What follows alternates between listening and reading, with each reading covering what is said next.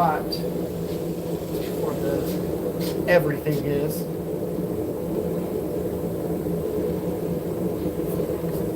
We'll see who all hops on here. What's up, Duck?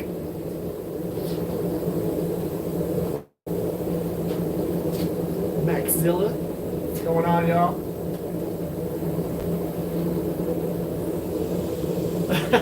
I don't know if we're going to use that in here, but I figured I would go ahead and have it in the shot just in case I felt like messing with it. What's going up, Stray? Emmett? Crab Castle Forward. What's going on? I don't really know if I'm going to need to use the power hammer in this particular video or on this one. I had a few people suggest a whole bunch of different things to make, and I was thinking about it, and I haven't done an integral in a while on one of the live streams, so I figured kind of want to do an integral. I had a few people suggest like daggers or boot knives or just a whole bunch of random stuff, and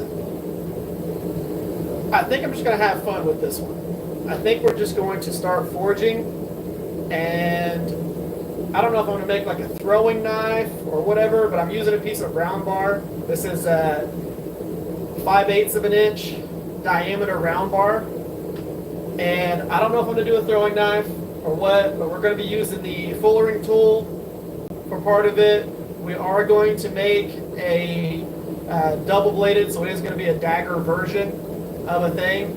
So we're going to do an integral bolster build or an integral down into a dagger style thing. Don't know what the whole profile is going to look like yet. We're going to start forging in a tip. We're going to start forging it and then just kind of go from there. I've got it in a forge. We're going to have fun. Damascus Integral Chris Dagger on a 2-hour live stream. Hell yeah. Doing the 48-hour dagger challenge? Nope. Especially because this is pretty much an integral, so the whole entire thing is going to be one piece. It's not really going to have a handle, but I'm doing this as practice because my hammer maker, Two Bastards, Texas Smithing Supply, he wants a integral dagger, like an integral boot dagger, but I've never made an integral bolster knife that has, bevels on both sides. It has 4 bevels. So we're going to practice with that and have fun with it. I've already got the steel in the forge. It's heating up, so we'll get into this pretty quick. All we're going to do right off the bat, we're going to go ahead and forge in the point. So on a dagger, it's real nice to go ahead and forge in the point. So we're going to do that first, and basically what we're going to do is we're just going to make a square point all the way up to the front, and then we'll end up drawing it back from there. But yeah, I'm going to go ahead and start forging this. We've got, let's do dog head. Probably going to use the dog head for most of this. We'll probably use straight peen, cross peen. Shouldn't really need to use many hammers for this particular build, so we're gonna have some fun, and we're just gonna make a pointy, stabby thing. That's what we're gonna do in this live stream: pointy and stabby.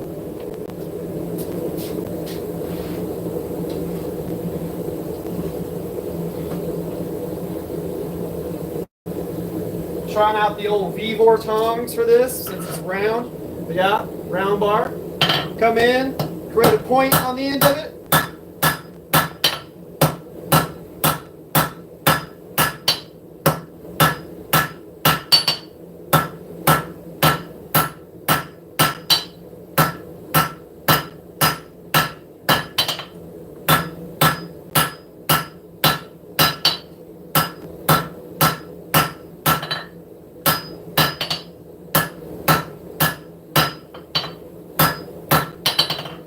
basically what I'm doing is I am hammering with the point slightly hanging off of the edge of the anvil, and I'm hammering behind it. We're just going to squish all this stuff out to a point.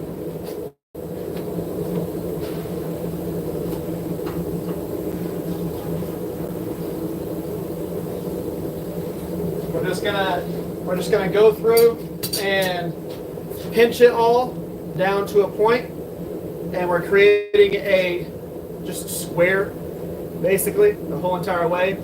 And then what we can do from there is start flattening it a little bit from where it's gonna step down from the handle area down into the dagger. And what I might do is I might go ahead and use the fullering tool and just create a transition from where the blade's going to be, make it a little bit easier on me. That way I have just a little step down to start with. What we're going to go ahead and do is we're going to need to flatten a section so that we can then start forging in the dagger bevels. And anytime you're forging a dagger, it has its own complications, because when you're forging in one set of bevels, it wants to curve this way. You've got to be able to counteract your curve as you forge out. So if you just focused on forging one side of the bevels and then try to forge in the other side of the bevels, you're going to end up with a weird profile. You kind of need to do that as you step out. So that's what we're going to end up doing when we get to that point right there.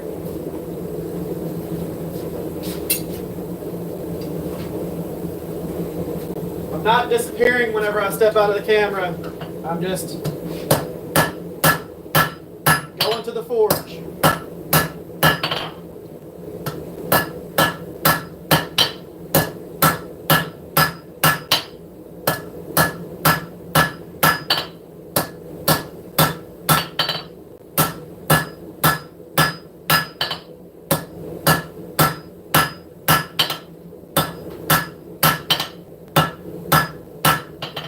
So once you start getting down to a slight point, you can go ahead and bring it back on top of the anvil and just hammer it right there. You don't have to hang it off the edge. You're just hanging it off the edge for long enough to start narrowing it down. You want to make sure that you're hammering all the different sides of it. So I'm going to show you something. You can kind of see this dark area right here. What that is from where that anvil was on the edge of this, and this tip stepped down. If you don't come in and correct that, what ends up happening is that little area where this is shiny can fold back over onto itself because it's stepped up too much. It's got too much of a ramp to it. You want to forge that back down so you don't end up with the cold shut in there.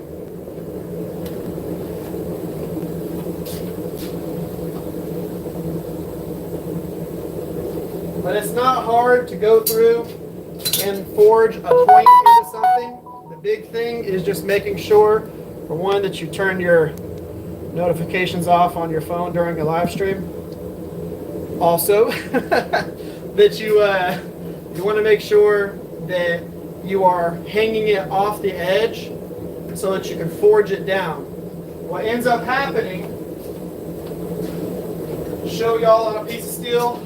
So let's just say we take a rectangle like this. What happens if you forge here, so you have it on the anvil like this, and you forge here, what ends up happening is this piece shoots out, this piece shoots out, and you have the fish lips. Some people will counteract that by forging back into it right here, and that's fine. That does help, but you can still get a chance at a fish lip. If you hang it off the edge of your anvil and you forge behind the edge, what ends up happening is you forge down and in right here, and it pushes the steel that's right here in the center forward, and you end up with a little mushroom head. And then you can start forging on that. You don't have to worry about creating fish lips because you're pushing that area that would have been concaved out and bubbling it. Same thing if you're working with a piece of square stock or round bar or something like that, it's the same process.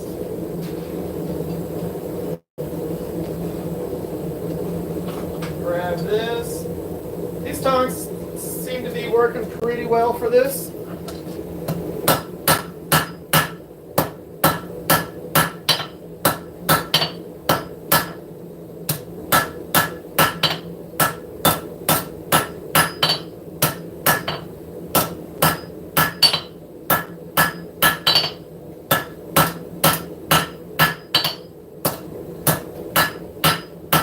One of the things that a lot of people suggested whenever I asked on the Shop Talk Tuesday what I should be forging or what I should be trying out, a lot of people suggested barbecue tools. I think I'm going to make some of those here soon. So like right now, if I wanted to go through and create like a steak flipper, you know, basically a steak flipper, a long bar, with a little loop hook on it so you can hook the steak and flip it. If I wanted to create that, I would take this point, which is basically the head of a nail now. I would have taken that and just drawn that out long and skinny and then created my hook, and I could have turned this into a steak flipper. So let's say I wanted to create a decorative twist on it.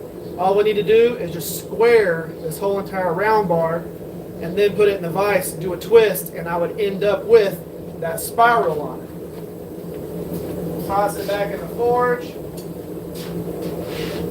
And if you're wondering what twist I'm talking about, is I easily could have, if I just squared it, I could create one of these twists that I do on my knives. So I could easily done one of these little decorative twists. A lot of people who do the steak flips, like the steak flippers, they do the twists like that on them just to decorate them a little bit. And it is already hot here. So outside, it's like in the 90s right now, so it's a little spicy. It's the reason why I'm actually pointed at the power hammer right now. I don't know if I'm going to use the power hammer in this video or not, but the reason why I'm pointed here is because I have the other door that's typically behind the camera open a little bit, and I'm going to show y'all something. The anvil normally sits right here. This is why I can't open this door. Blinding light. So that's the reason why we're over here right now. Let's see here. Turtle boot dagger, practice for a commission. Yep. Thank you, Stray. I try and take the time and explain things in a way that I would want them explained to me.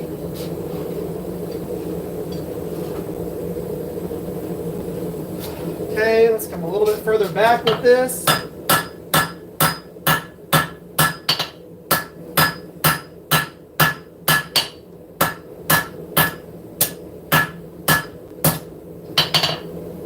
Square it up just a little bit.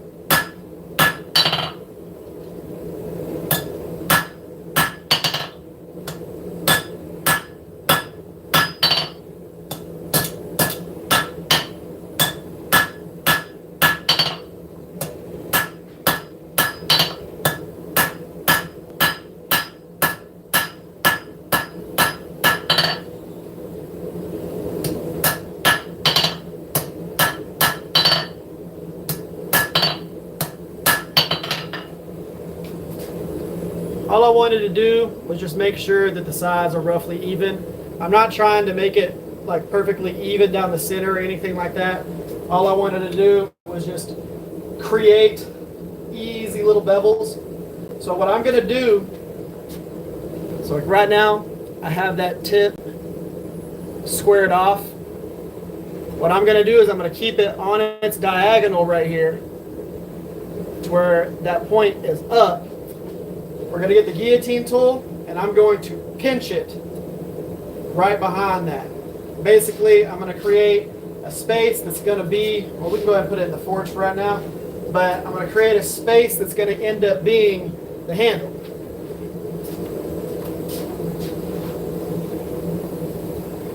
So I got to put it a little bit further in the forge. That way we can heat up the spot that's going to end up creating or making a dent. I'm going to make a dent in. We're going to be using the guillotine tool, which is this guy right here. So what we're going to do, we're going to put that bar just inside here and pinch it. We're using the round one because that's going to make a nice clean transition down into that little area. That transition where basically the integral bolster is going to be.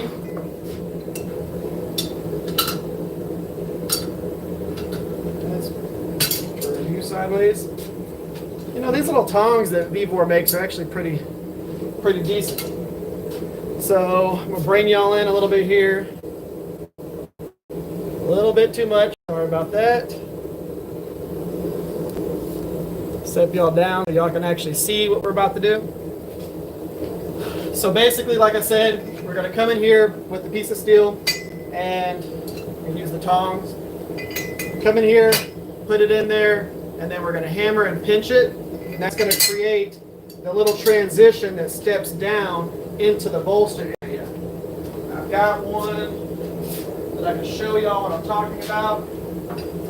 So basically, taking this round bar and creating this little transition right there.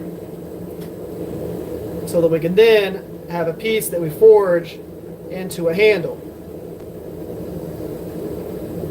Kind of like that.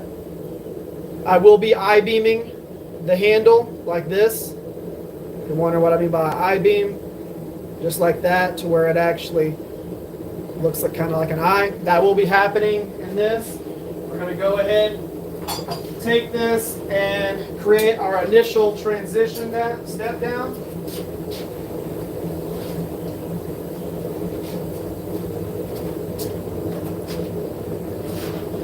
All right. This is just going to be setting a mark for us.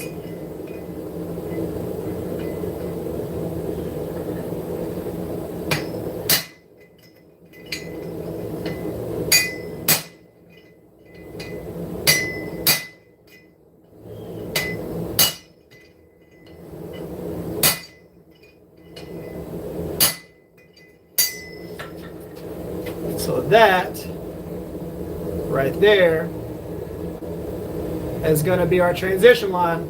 And of course, is this a lot smaller than my hand? The section, yes, but it's going to end up getting stretched out and I-beamed. It's going to turn into a longer handle. That whole entire section from here up is going to be the actual dagger section. And then what I did there, if you can see it, it's pinched on the sides, but the high point is towards the center of it, because that's going to automatically create my dagger for me. These are the bevels for my dagger. Put it in there. I want to step it down one more time.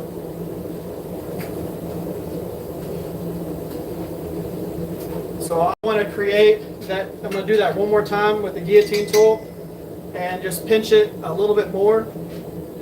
That way we actually can get a little bit more aggressive with it. And it's going to be fun transitioning from that handle area into those dagger bevels. It's not super easy, but I figured why not try it out on a live stream, and if I fell, then fantastic, y'all can see it in action. But if it works out, y'all can see that. Your little sister is mesmerized by this? That's pretty awesome. So, guillotine tool, you really don't see this very often in like blacksmithing or bladesmithing videos. You typically will see this with somebody who's gonna use it a lot. I use it in my shop because I think it's an awesome tool, and I like using purpose-built things. And the nice thing about it is what it does is it applies even pressure on both sides, as opposed to whenever you are using the edge of your anvil. So let's say I wanted to try and do this with the edge of the anvil.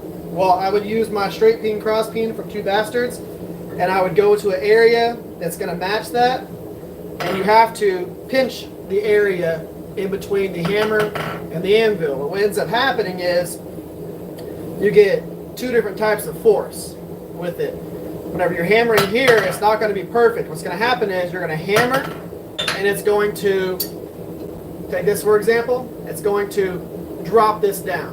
It's going to actually create a step down. It's going to push the material down past the anvil. So this is going to keep it even. If you hammer on the side here, boop, it's going to push the material primarily towards one side versus the other.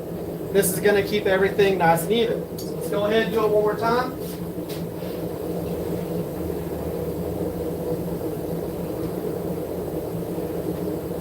Get it back in the guillotine tool. We've already got our piece, our little mark found.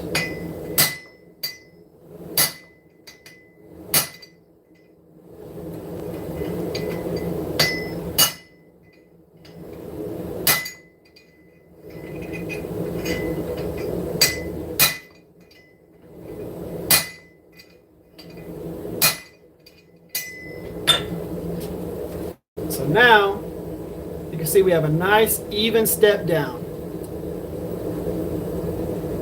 on both sides. So now what I'm going to go ahead and do is I'm going to start forging the dagger section, so the blade section. I want to get that at least designated as I go, and then I'm going to switch and I'm going to go ahead and start forging the handle. That way I can make it to where it's indexed the way that I want it to be. So I'm going to get the blade done about 60%, and then we'll switch to the handle, start working on that. The reason why I want to get the blade to about 60% before I start messing with the handle, which again, it's not going to take much to go into the blade there because we already have that point forged, kind of like a nail head. But the reason why I want to get the blade started is because that is going to be what's going to help me decide how I'm going to index the handle. So we're going to start that, get the blade about 60% done, and then we'll go ahead and start working on the handle. Then of course we'll go back to the blade and go back and forth as we go.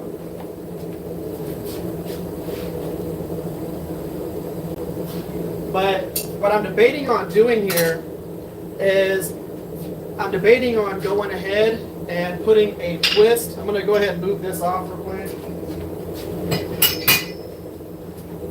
And unzoom y'all just a little bit. Whoa, calm down, Mr. Zoom. It's crazy that it does that. There we go. So, move it back this way. So now, what's going to happen is, when we are taking and doing the handle, I'm thinking about taking a section of it and twisting it. So I might do the bevels and then square off the bolster area, square it, and then stretch out the handle a little bit, and then put it in the vise and twist the bolster so that it's got the handle profile, it's got a nice twist, and then it goes down into the dagger. I think that'll look cool. So we're going to play that by ear. We're going to try that out. And if that ends up being a thing, then we'll do it. I don't know just yet because we're just having fun with this particular build. We're doing something that is going to be fun to throw at stuff.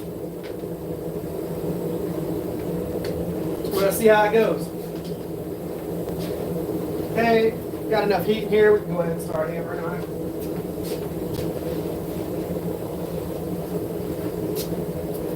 So again, we're going to be forging it like a dagger. So I'm going to flatten it just a little bit.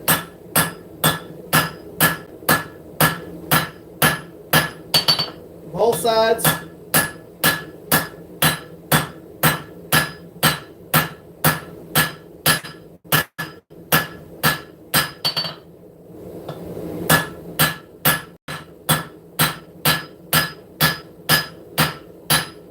Not going crazy with the hammer blows on this yet.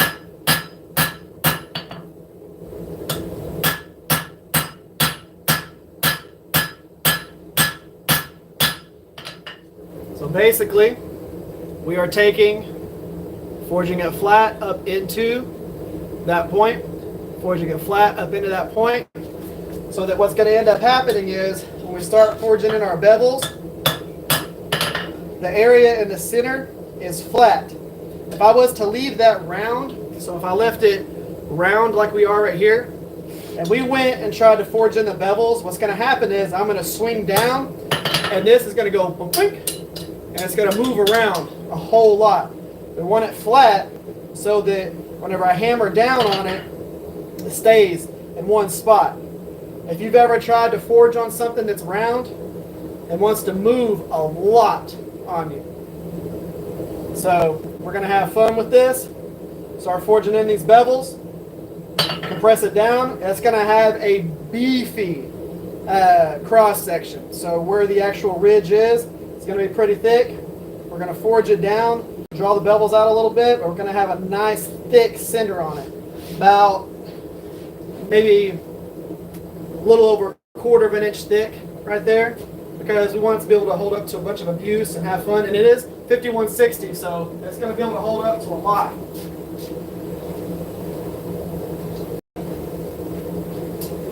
So get it back in the forge, bring it back up to temp, and then we'll start forging in those bevels. The reason why, okay, so I should probably explain this. So right now, if you look at the tongs, you see how there's this indentation right here where it's round and then it goes to flat. It's kind of what we have right now, but right here in this area, it's still recessed more. There's still a big indentation right here. It doesn't step down and go flat. It steps down, digs in a little bit, then goes flat. That will go away. That little extra indentation that's right there will go away as we start forging in the bevels. I don't want to bring it all the way down to that full dip that we forged in with the guillotine tool just yet. I want to leave some meat right there so that just in case I need to correct a few things, I have material that I can push to where I want it to go.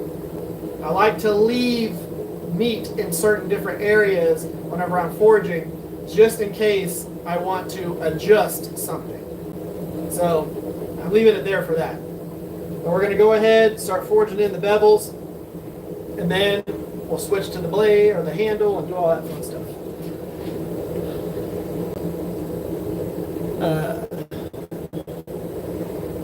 Same for the twist. Yep. It won't break in half when you bend it. Oh, no. For one, with how thick this is going to be, no, we're not going to be breaking anything. And I'm going to heat treat the whole entire thing because I'm going to be making it to where I can throw it at stuff. I'm probably going to bring the hardness down to about 58 HRC. A lot of my knives, like my camp knives and different knives that I make, are right at about 60 to 61 HRC. But this will be slightly softer than that, so I'll temper it down just a little bit more so we get that benefit from the 5160, the nice toughness that comes with that, so that whenever I'm throwing it at things, we're not worried about snapping it or breaking it, but it'll still hold up to some crazy abuse because I'm going to have fun with it. It's going to look really cool, but it's going to be something that I can mess around with and throw at things. That's kind of how I make a lot of the stuff that I make. Can I have fun with it? Is it something that I'm going to want to use? If it is, then I succeeded. If it's not, well, then what the hell did I spend all that time on? Unless it's a commission piece. If it's a commission piece, I'll make what's necessary to make. But for things like this, it's fun for me.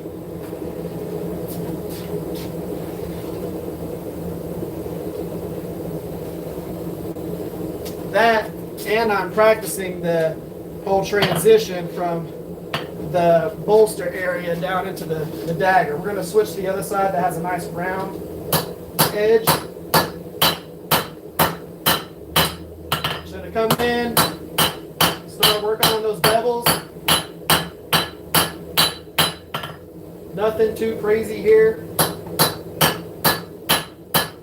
I am going to show you what I'm doing.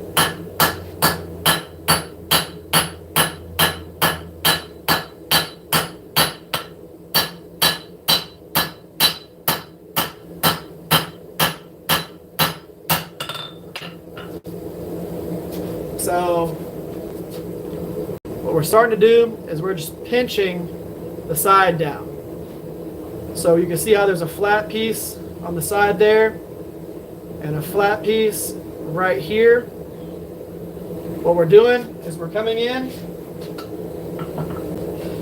and we are forging it, but I am angling it like this and then angling it even on the other side. I'm not putting it flat and then forging at an angle.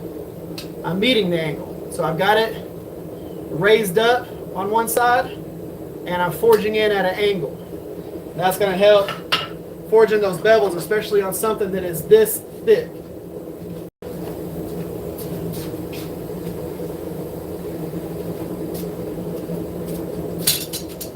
What's up, Chip? How you doing? So what we'll do on this is I'm going to try, let me see if I can zoom y'all in a little bit and get y'all focused on here. Is that clear right there? Can y'all see that? That way whenever I'm hammering, y'all can actually get a little bit closer on there. Let's angle this a little bit. That way you can see it a little bit better.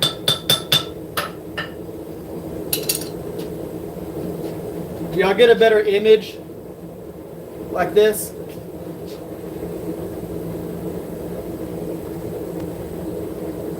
How long does it take you to make one knife? It really depends on the knife. If it's a knife build that is super crazy, I mean, it could take me weeks. If it's a simpler knife, it could take me a couple of days. I've got one knife that I'm working on right now that's got it's going to have about 25 hours of just file work on the spine.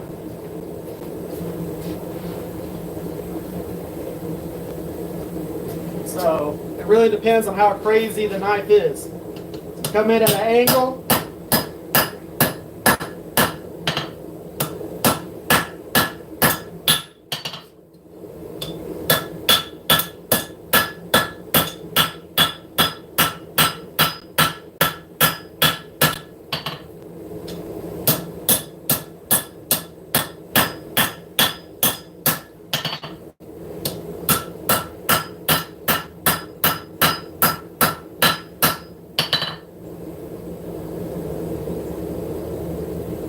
Okay, so I've got it kind of started right there. What I'm going to do is I'm going to go ahead, now that I know how it's going to be indexed, I'm going to go ahead and just flatten the end here, because what's happening is, because this back end is round, as I'm holding it and trying to angle it like this, as I'm twisting it and hammering it, it's wanting to flatten back out because the tongs are twisting around it. So I'm going to flatten that a little bit just so that I have a nice section to grab onto.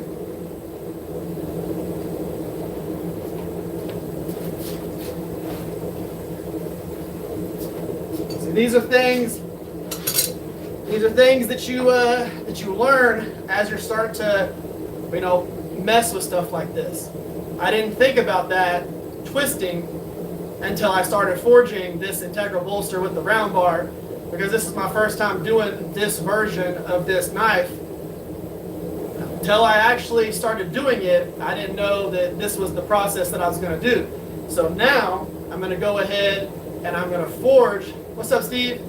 I'm going to go ahead and forge the handle slightly flat so that I can grab it with one of my other sets of tongs and I can really manipulate the bevels. I can really focus on how I'm hammering the bevels, because I can hold it flat and it will index exactly how I need it to be. So these are things that you learn as you go through and you do the process. If you think it's going to go one way and you've never done it, it might not go that way. So sometimes you have to just force yourself to try it so that you know how you're supposed to hold the steel, how you're supposed to, forge it, what tongs you should be holding it with at that moment. If not, you're just going to wing it and it probably won't be the right thing. It might be. You might get lucky right off the bat.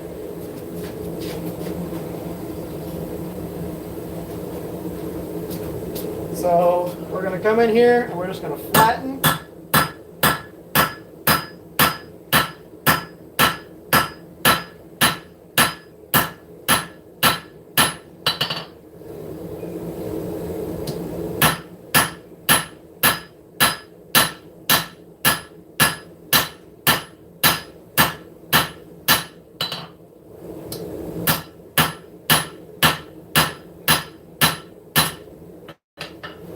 Now we have that flared out and flattened.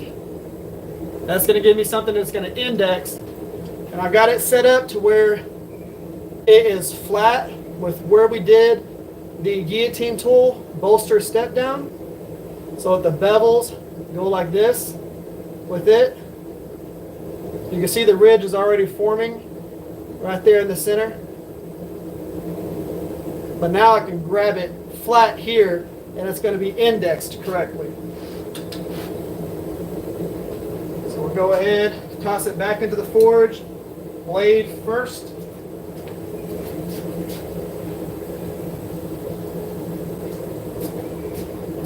Like I said, a lot of the times you will figure out how you're going to do this in the process of doing it. If you've never tried to make something like this, you don't know what you're going to do. You're just going to start hammering and they're going to go, oh, okay, I need to change this. I need to change that. Oh, maybe I need to do this. And you'll do it. But you have to actually try it in order to do it, in order to learn so that you know what you're going to be doing. So I'm going to be using, moving forward, I'll be using these box jaw tongs right here. That's going to make it a lot easier. Have you ever grabbed a hot piece with your hands? No, but what I have done is I have dropped the hot piece of steel that was glowing hot and thought about reaching down and grabbing it to catch it. And I've literally went to go down to catch a piece of steel as it was falling. And this thing's glowing hot. Luckily I didn't, but about 2 years ago I was forging. I did not have all of these. I didn't have all these sets of tongs to do knives and all that stuff. I was just using the tongs that I had, which were pretty similar to these wolf jaw tongs right here. I was forging on a piece of steel like this, hammered on it, it flipped up out of the tongs and it smacked me, and this piece of steel was glowing orange whenever it hit me. It hit me right across the nose, right across the bridge of the nose and my glasses, and instantly seared just a straight line across my nose. Instantly burst all the blood vessels around it. Instantly just, and I lucked out. I have a little bit of a scar, but it's not anything that you can really see. But yeah, I was filming it, and all you see in the video, I didn't release that part of it, but all you see is me hammering, and this piece of steel go, whoop, and flip up out of it. And then you hear it fall and hit the ground, and I go, oh no, that's not good. And it just smacked me right in the face. If I wasn't wearing glasses, it would have went into my eyeball. And if it would have hit me in the eyeball, I would have been blind in this eye, because it was glowing orange. It was probably about 1800, between like 1600 and 1800 degrees when it hit me in the face. So it would have been a very bad, very, very, very bad day. But luckily, I have to wear glasses because I need to be able to see. Okay, let's grab this, do some more forging.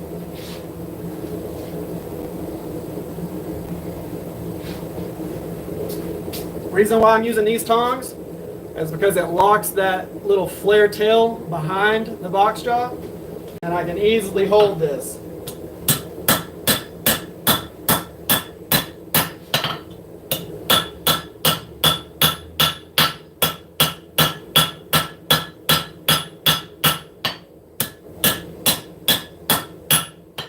Flip it over to the other side.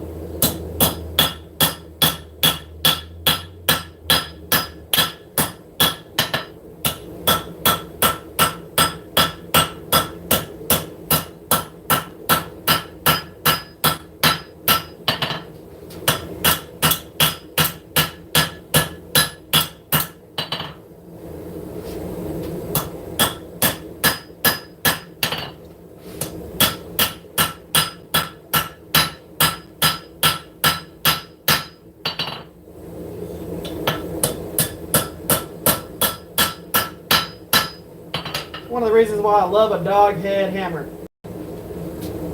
But you can see, we're starting to get that ridge nice and sharp right there, going down into this ridge that's right here. We're just going to keep pulling these bevels further out as we go along and do that. My forge is right over here. So we go ahead and put this back in there. So the reason why I don't have it pointed over there, I'm going to bring y'all back up just a little bit. So the reason why I don't have it pointed over here is because the sun is shining right here. But that's the forge. My forge is a little bit different than what you'll typically see. On the burners, they blow in from the side, but they are at the top of the fire bricks right here.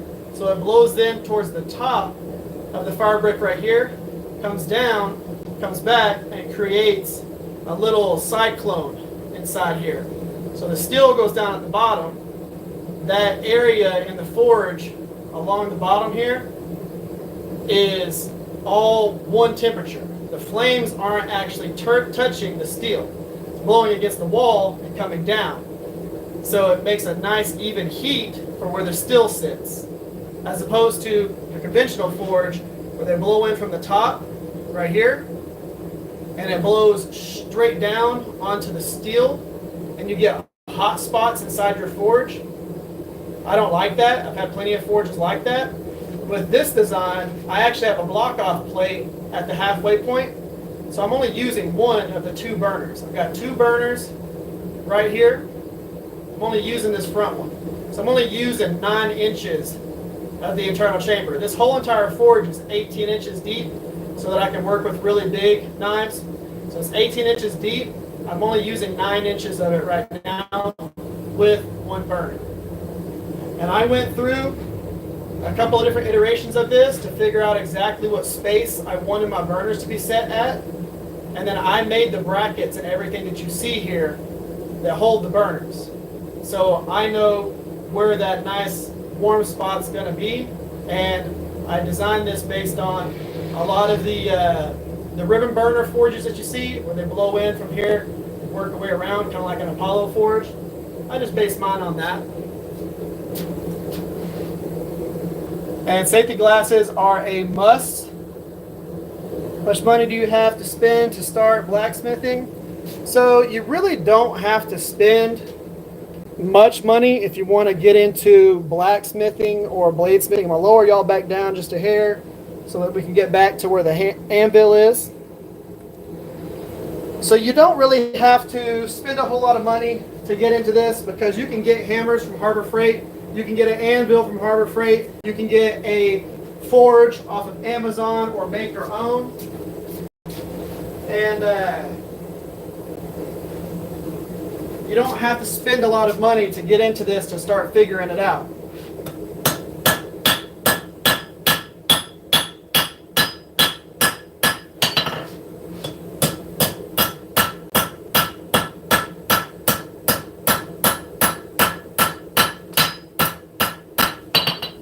Dog head hammer. Let me hammer right on top of the blade.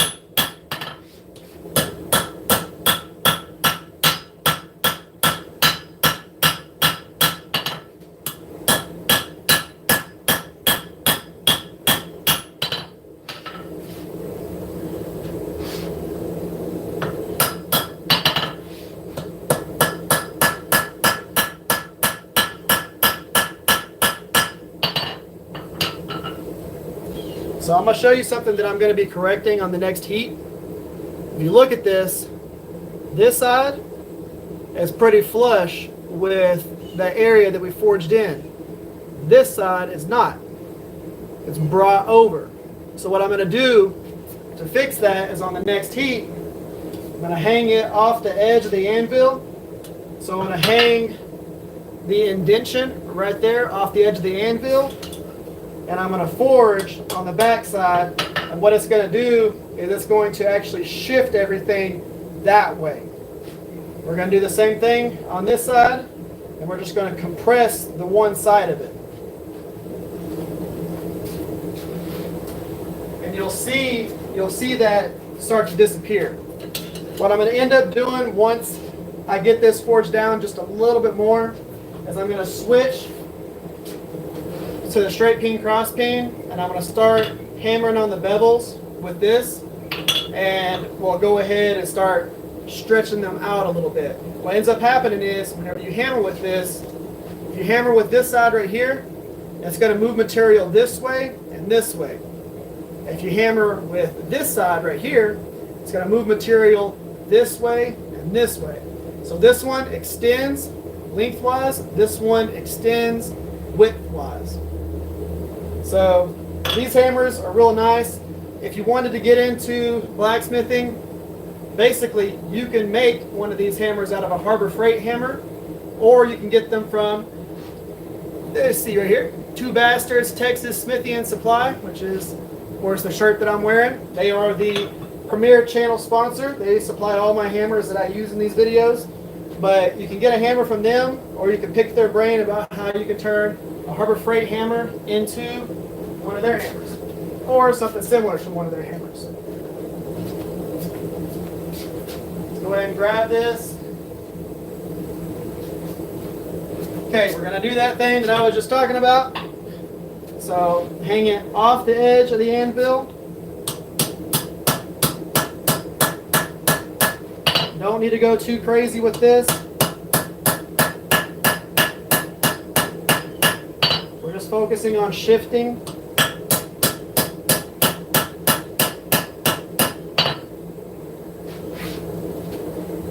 The other side.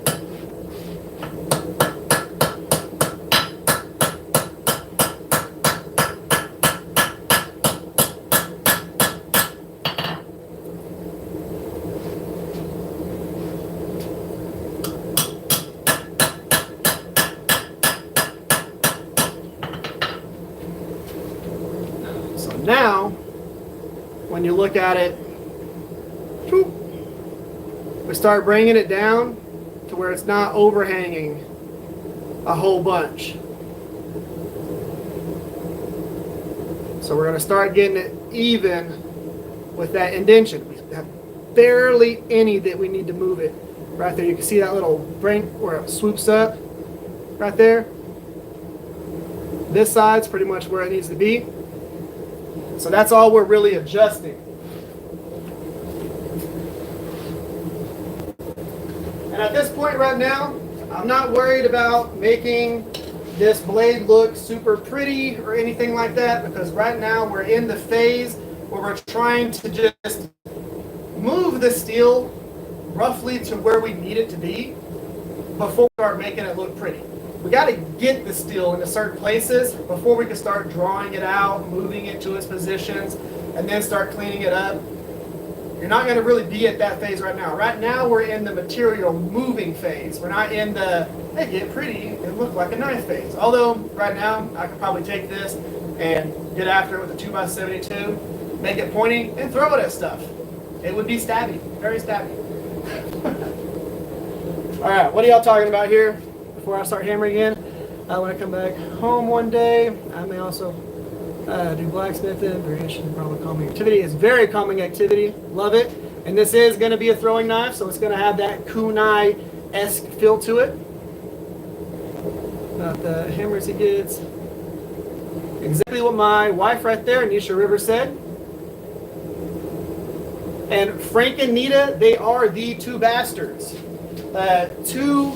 Probably two of the, I'm going to say they're my two favorite people in the blacksmithing, bladesmithing world. So Frank and Nita, I love them. They support the channel a lot with the hammers and all that stuff. And they are a channel sponsor, so I absolutely love them. I don't work with anyone that I don't enjoy as a person. Cool thing about them is if you call them, and I have their stuff in the description of every video, you call them, you talk to them. They're awesome. Call some other businesses, you don't talk to the people who own the business. You talk to somebody who works for the business.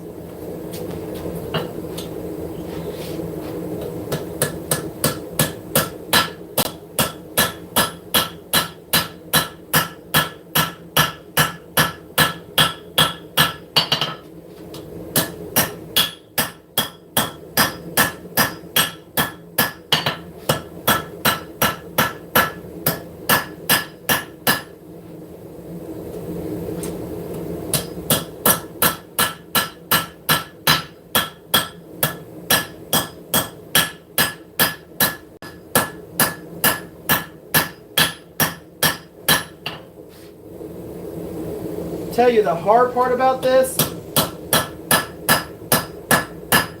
is going to be making sure that I keep everything even inside the bolster area. That's going to be the most difficult part about this whole entire thing, is making sure that I keep everything even into this step down as we forge. The funny thing is, it doesn't look like anything special right now. You can kind of see what it's going to look like, but as we forge this, it's really going to turn into something that is like absolutely crazy. It's going to look beautiful. At least that's the goal. The goal's beautiful. If it's not beautiful, well then, it's going to be cool. It might not be beautiful. It's going to be cool. It's going to be throwing at stuff. And in the Doug Micarta terminology, there's a good chance that it will keel. Was that K-E-A-L? Is that how he says it? It will keel. I don't know if I can say K-I-L-L on the channel without getting like banned or something like that. So yeah, it's a stabby. It'll be stabby. So we'll get it brought back up the tent. I'm gonna do it one more time with the dog head hammer, and then we're gonna switch and try and draw it out a little bit width-wise to kind of see how that goes.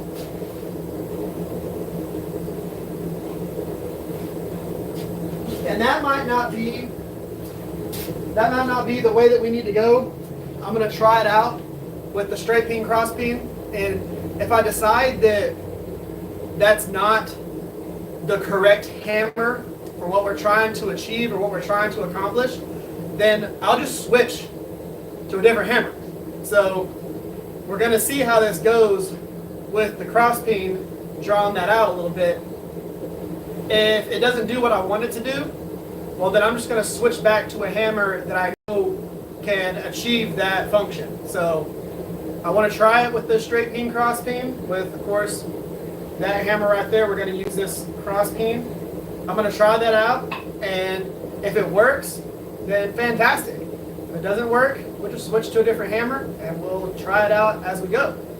You know, you're not stuck doing any specific thing. You know, we're not trying to make 420 nails like a lot of blacksmiths start out trying to make, or the flowers and all those things. Right now, we're just trying to make something cool that's fun, that is going to be awesome looking. And the cool thing is, because of the way that this video is going to be, or this live stream, by the time it's all said and done, because this is an integral knife, the handle is part of the actual build, you will see very close to the end product in this live stream. You will see a full handle profile with the twist. You will see bevels and full blade profile. All of that stuff will happen in this live stream. So it's not going to be one of those things where there's going to be a bunch of extra steps later that are going to make it look like a completely different knife. What if we do in this live stream is going to be a thing that looks like a knife that has a handle and all that stuff. So that's the good part about the full integral knives. The blacksmith again. Yeah, the Moroccan flag. You weren't kidding. You were pretty much right on that. I looked it up. Good old Moroccan flag from a guy who is not Moroccan. So let's try this out a little bit. Let's see what we're gonna get.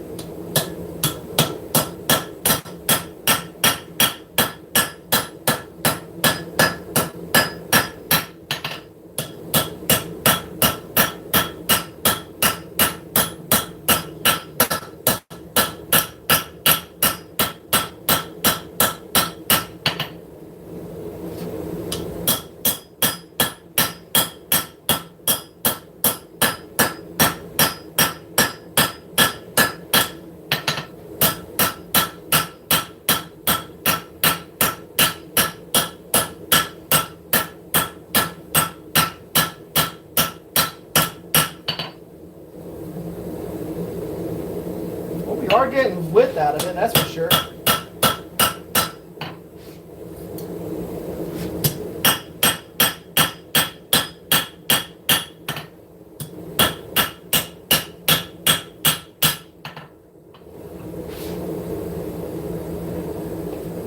you're wondering what this particular hammer does,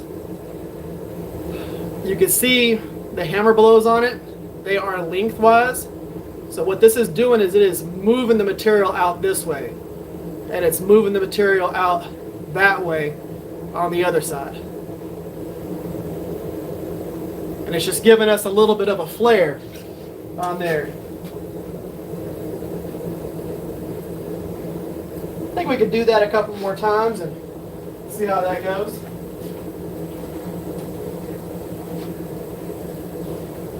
One of the things that you can do whenever you are forging something like this, so you're going to do the step downs like that, and you want to draw out the shoulders of a dagger, is you can actually take a ball peen like this right here, and you can put that in there on the shoulder, and you can draw that material out as you go. I might try that. So whenever we were doing the Dragon Forge experience, and we were teaching people how to do railroad spike daggers and stuff like that, we would actually put the ball peen in that shoulder area and have them hammer on the back side of it, and we would direct the steel where we wanted them to go. So this is for people who are going to be, like in between the ages of 5 and like 15 years old, not a ton of hammer strength and stuff like that. So we're just helping direct the steel and draw out those areas. I might try that on the shoulder and see what that does.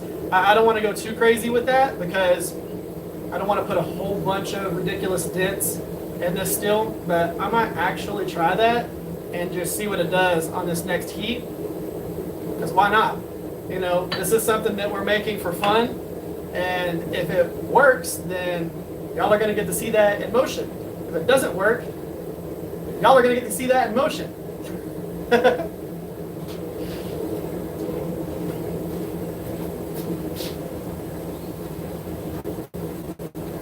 All right, so let's try this out.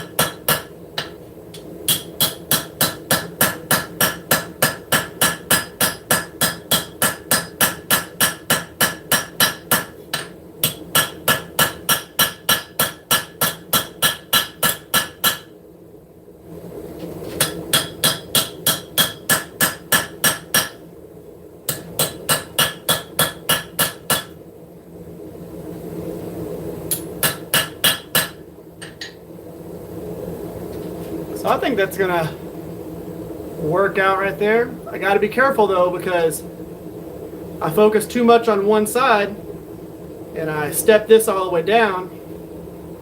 Now I need to come in and do that to this side and step it all the way down.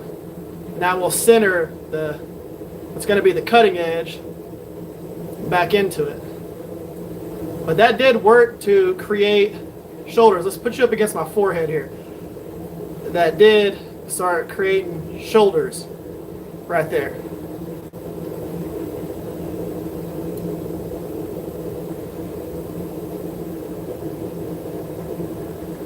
So I think that's going to work. You just got to make sure that whenever you're working on a dagger, that you're working from both sides on it, because if not, you're going to accidentally shift it off to one side. Now, I will tell you this, if I was making a dagger that was going to have handle scales on it, and I was making it out of just a piece of flat bar, you don't have to worry as much, because you're really just trying to center the bevels inside of maybe 3/16 of an inch of steel or 1/4 of an inch of steel. You're only having to worry so much about that. But whenever you have 5/8 of an inch tall and you're trying to center bevels and cutting edges in there, you can really tell whenever it's off, because it's really going to shift to one side. It'll shift to one side like 3/16 of an inch or 1/8 of an inch. So it's drastic how much further off it is than if you're only talking about a 1/16 of an inch to one side or the other. Stands out a lot whenever you're going to have something as big as this. So, yeah, it's something again to think about as we're doing this.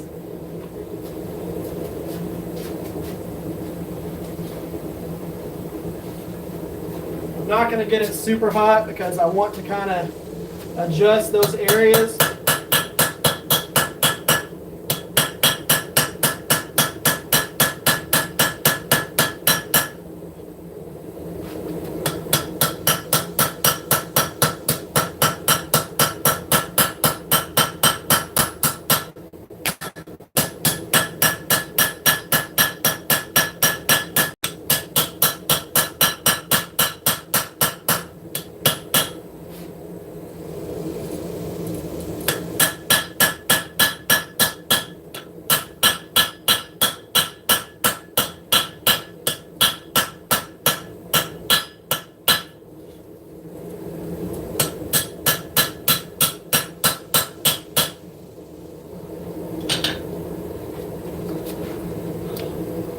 I was able to bring it back to center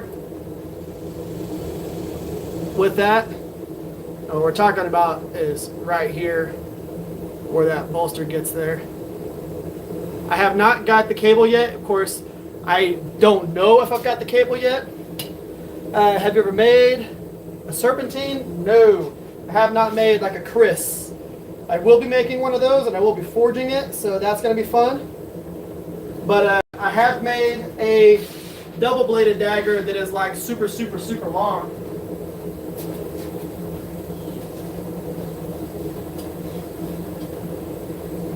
While that's heating back up, okay.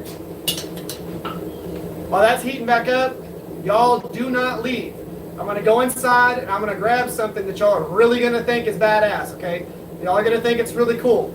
So I'm going to show y'all the double-bladed dagger. It's a dagger on both sides of this thing. It is like this long. I call it the Darth Maul dagger. I'm going to go grab it and I'm going to show it to y'all. And it's the craziest dagger I've ever made. It's the most dangerous thing I've ever made. It's scary to use and swing. And I'm going to show it to y'all real quick.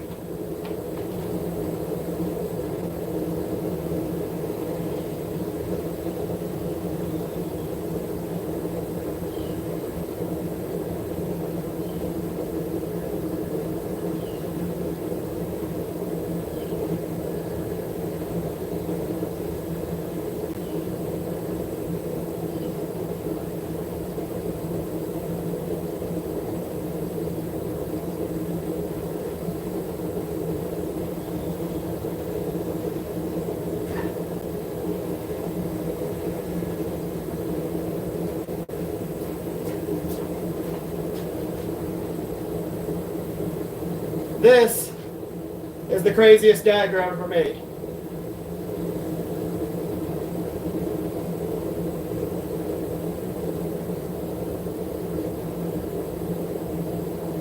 So this has two blades. So whenever you're swinging it at something, there's a whole other dagger that's pointed at you. So, very scary. It would be awesome in a movie.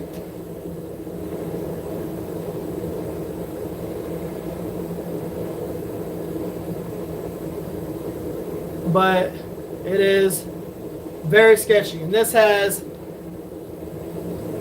giraffe bone that's been dyed and stabilized for the handle. And I did the texture on it. Filed that in. It goes all the way around. That one is easily the scariest dagger I've ever made. And it is long. I mean, that is it next to me. But like I said, whenever you're swinging it at stuff, you've got to make sure that you're paying attention to that back blade. And that back blade is the size of a full-size knife. So this is the knife that we forged. It's a full-size, big knife. That's the whole knife compared to the small blade on the dagger. Whole knife, the small side, big side. So it's big, it's crazy, and yeah, when it comes to daggers, I have made them, and I have done crazier builds than what some people do. I made that particular build for a YouTube Knife Makers Challenge. I participate in those, and I forged that in a video for that build. This, of course, is quite a bit smaller than that, but we're making something that's fully integral, which is really cool. I am using a little bitty ball peen to be able to work on these shoulders. For people who are just getting on, going, what the heck? Why is he using such a small hammer?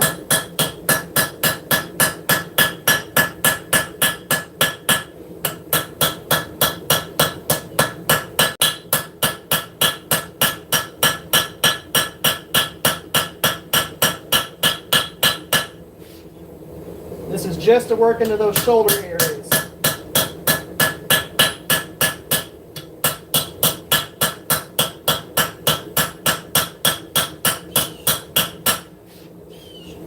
Make sure we're still centered on both sides.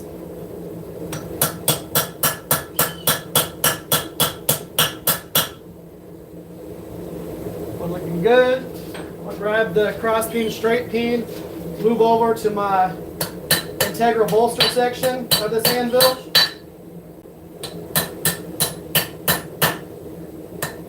Just kind of clean up the bolster area a little bit.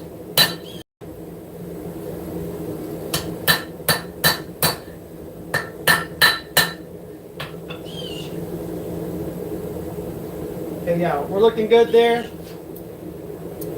We still have our ridge built into the center there. So you can still see that we have a ridge right there on there. We just were able to draw off those shoulders a little bit. They don't need to be too crazy. This isn't meant to be like a super wide dagger or anything like that. I think that's going to be good there. And I'll be able to fine tune them whenever I planish and stuff like that. Let me tie my shoelace. So, what we're going to do moving forward is we're going to go ahead and continue with the cross peen and keep working on those bevels, and then we'll switch back to the dog head and we will clean up the bevels a little bit and then go back to working on the handle. What I still have to do to it is I still need to square. Now I'm going to square the handle so that I can do the twist, but I'm not going to focus on doing the twist just yet. I don't want to do the twist until I've got the blade about, I don't know, probably 80% done, 75, 80% done, because once we do that twist, if I accidentally miss a hammer blow and hit the twist area, I can't fix that. Once it's there, that part's screwed up. So I need to make sure that I have the blade within grinding specs or grinding dimensions so that I can just focus on doing the twist and cleaning up the handle. That's it. We don't want to go too crazy until we get the blade and the handle kind of exactly where we want it to be, square everything off, get ready to do the twist. The reason why we're going to square it off is so that when we do the twist, it has those nice edges for the twist, which gives you that effect right there. We got to have a nice square edge on that, so when we do the twist, it has a nice profile to it.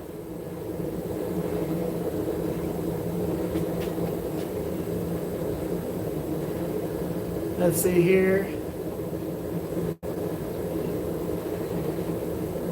I have not seen what happened to Donald Trump today. I was at work all day. I worked for Pepsi, and on Saturdays, we work from 10 a.m. to 4 p.m. Well, not 10 a.m., 5 a.m. to 4 p.m. So I basically work 11 hours. I take about a 2-hour break. I come out here and I forge for y'all live. So, what happened to the old Donald Trump?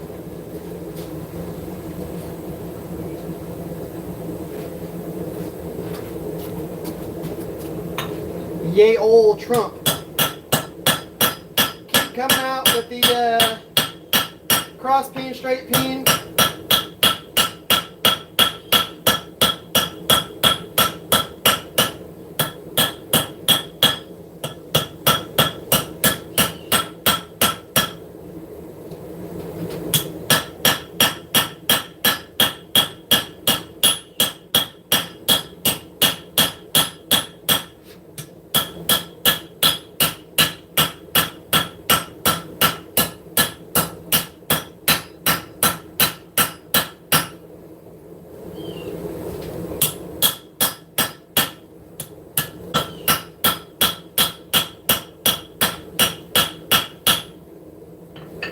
We're just going to keep flaring it out while still worrying about that ridge. We're not super crazy worried about it. We want to keep it there, but we're going to end up moving steel and cleaning stuff up later. But we still need to make sure that there is some form of a ridge so that we make sure that we're moving the right amount of steel to both sides. So we're at about the thickness that I want the center to be.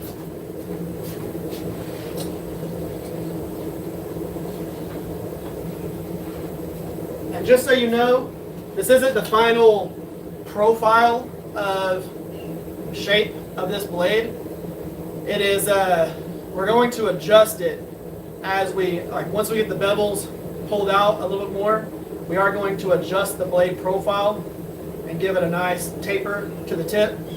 So the profile that it is right now is not going to be the final profile. Right now, again, we're still in that moving material to where it needs to go phase, and then clean up as we go. But we need to get this blade pretty close to being where it needs to be, almost within that grinding dimension, before we start really screwing with the handle. Because again, if we go back to messing with the blade and we accidentally hit somewhere on the handle once we get it to where it needs to be, it's going to be too much to try and fix later, and we're going to have to go a completely different route. I don't want to do that. You got to do these things in the right order.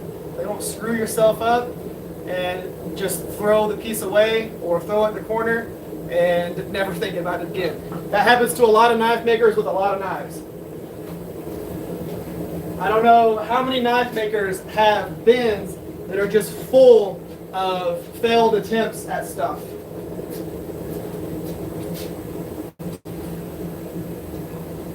Like me, I have a whole entire bin just dedicated to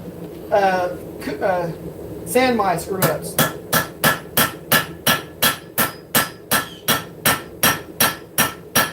Whenever I was learning how to do that.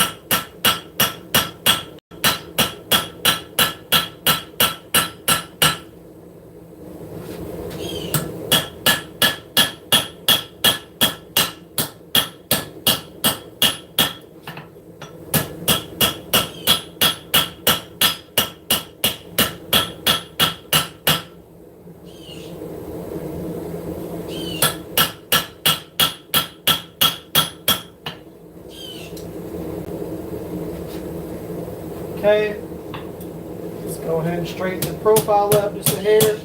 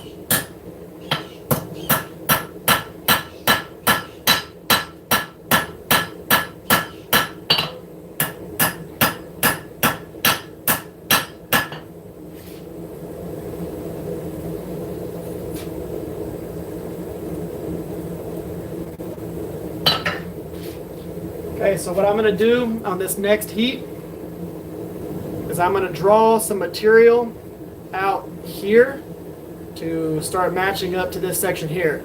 So I'm going to come in and I'm going to hammer from here out. I've got plenty of meat right there, and I'm going to pull this section out to help it match up to this section, because you see this kind of bows out and this kind of sinks in. We're going to adjust that material over. The rest of it is nice and even. So where this flares out to where this flares out, we're even on both sides. So right now we need to make sure that this matches. So we're going to move material right there.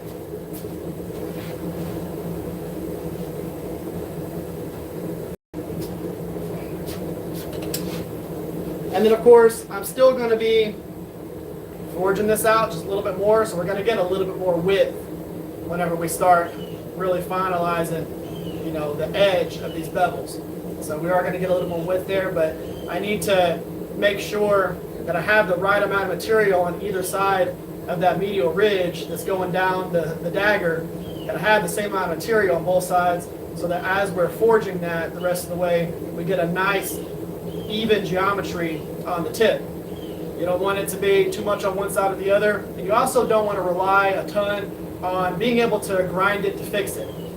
I could easily go from this point right now, go to the 2x72, grind everything, make it perfectly even, perfectly square, perfectly geometrically symmetry, or I guess you could say the symmetry is even. So yeah, you can go ahead and do that with the 2x72, or we can spend a little bit more time and forge it the correct way, which is what I'm going to do.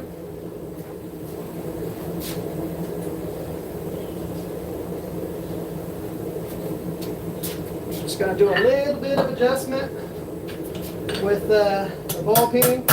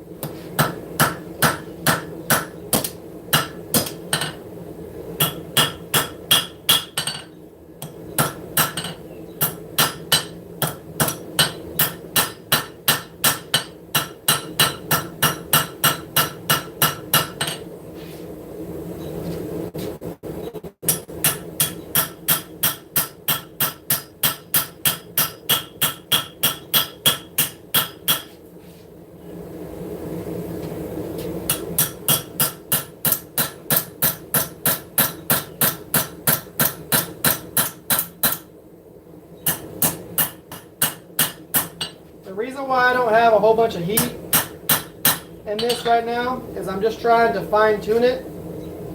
I'm not trying to go too crazy with moving too much material. If I had it real hot, every single one of those hammer blows would have really put a big dent into the areas, as opposed to just trying to correct things, which we've already started doing. We already started evening it out on both sides. Just need to do a little bit more work to that. We'll have everything where we want it to be. We got to go through, we got to massage that material to put it into the direction that we need it to go. Quench the tongs a little bit. Don't forget to quench your tongs. These things get real hot as you're forging, and you'll gradually just start burning your hands, because the heat from holding the steel will make the tines, which are these pieces right here, the handle, it'll get those really hot, and you'll end up getting your hands to where the next day they're really sore because you've been touching a hot piece of steel and it gradually got hotter So you got more used to it, more used to it, more used to it, and you didn't realize that you were holding a really hot piece of steel for like an hour. So, you know, you got to pay attention to that. Quench them, which means just dunking them in a bucket of water. Cool them off so that you can keep holding them. Also, never grab the hammerhead that you've been forging, because that gets up to a few hundred degrees. It gets real hot. So just be careful as you're working with stuff like this. Don't burn yourself needlessly. All right. We're going to let it get just a little bit hotter. And again, we're going to come back in with the ball peen. And what I'm doing with the ball peen here, I'm going to show you on one of my other knives that has a ridge. So this is a Quaken that we forged on one of the live streams. And if you see, it's got a ridge running down it. Okay? So it's got that ridge that runs down it because this has a bevel going towards the spine and the belly. What I'm doing is I'm forging and I am pulling the material out in just the areas that I want it to with the ball peen. I'm moving just specific material out from the thickness of the ridge, pulling it out, and I'm adjusting the ridge over slightly so that I still have a straight ridge, but I was able to take some of that material from the ridge and move it over and then make a new ridge that was slightly over from where it was. So that's what we're trying to do. We're just massaging the material off to the side and making sure that we have a nice even thickness between each. So just in that little bit of time, I want you to see how much hotter it got. So add it in the forge for barely any more time. So whenever I hit myself in the face with a piece of steel, it was that hot. Glowing. So we're going to keep moving the material.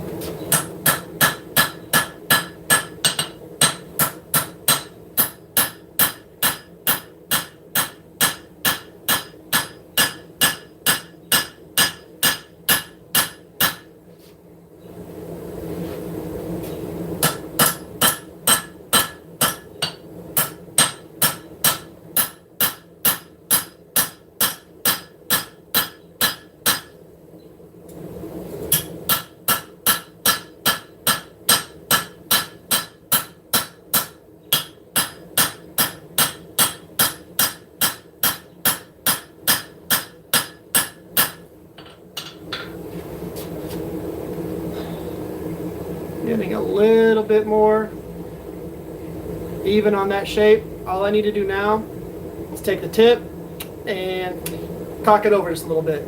So bring the tip over and that will even that out. All we're going to do that is we're going to put it on this high point that's right here once we heat it up again, and we're going to forge just past that. So we're going to put it on that high point with the tip raised up from the anvil, and we're going to forge just in front of that, and it's going to bring that point where we need it to be.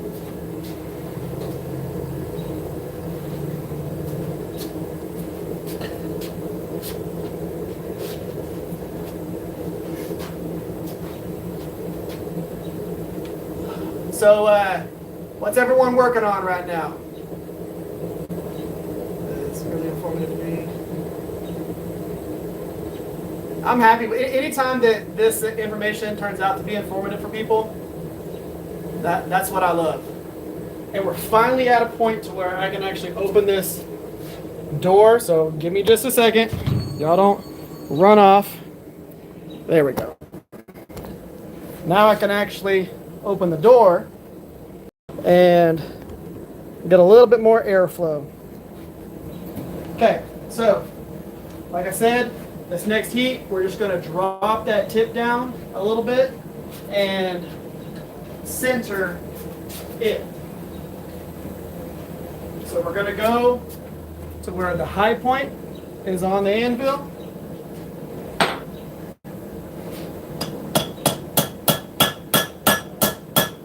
Forge just in front of it.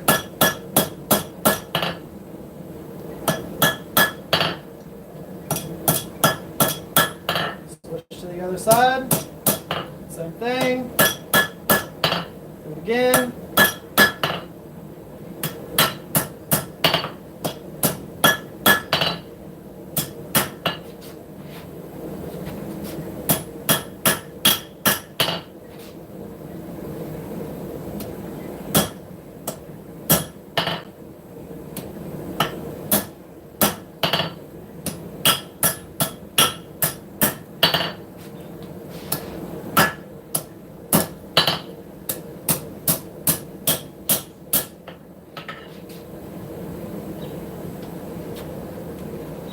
So now we have it more even, but you can see right now this is still a little bit high. But we'll correct that as we start forging the bevels. But right now we have a nice centered ridge down that that's centered within the blade. So we'll go ahead, go from there, keep forging them in a little bit. Got to bring it down some more, and then we'll start working on the handle.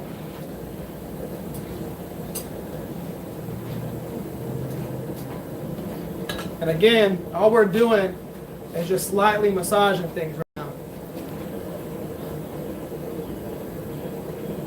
Playing balloons for the last hour. Recurve buoy. I have a special bridge cable. Yep, I'm excited to actually work with that. Steve is sending me a piece of a cool bridge from a San Francisco cable. I'm gonna make something with it. Going slow for me, so I just a little bit of backpack kind of cool.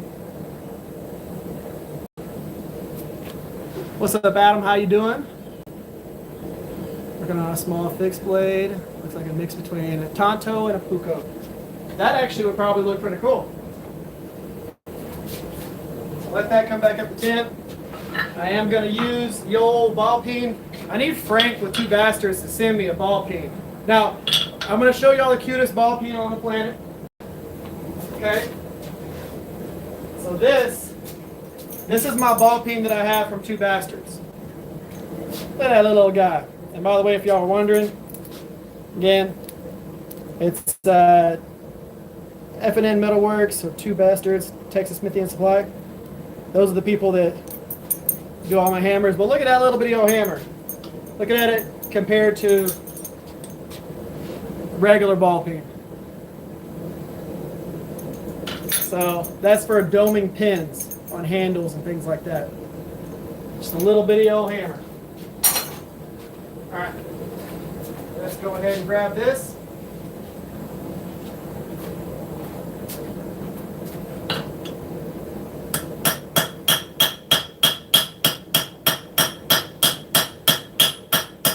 I'm going to show y'all how I modified this hammer here in just a second. And why I use it as much as I do during knife making.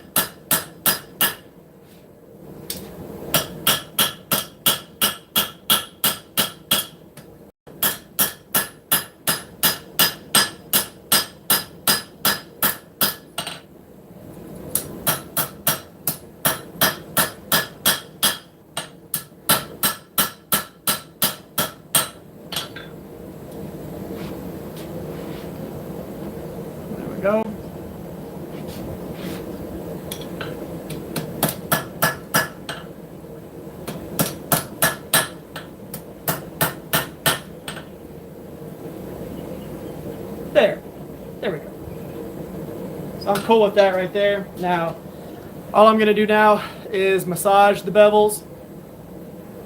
Is it 100% necessary to forge the bevels on something like this and have that ridge? No, but the more material that you forge into place, the less you got to remove by stock removal. So having the ridge down the center all the way to the tip means I don't have to sit there and grind all of that. But we can go ahead and planish and clean things up now with where we're at there.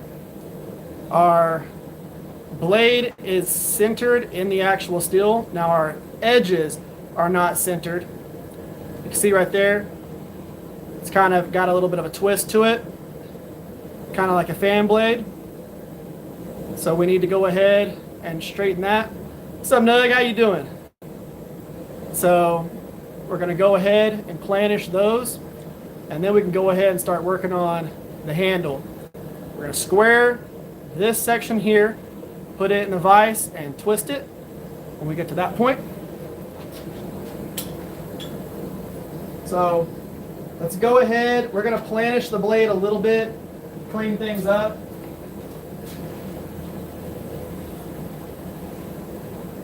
And then we'll go ahead and start working on the handle. So what I was going to say is, the reason why I use this particular hammer is I have modified the head. So the head on this side is just like a rounding hammer. It's got a slight round to it. So it really lets me fine tune what I'm going to do. It's pretty flat in the center whenever I'm hammering with it.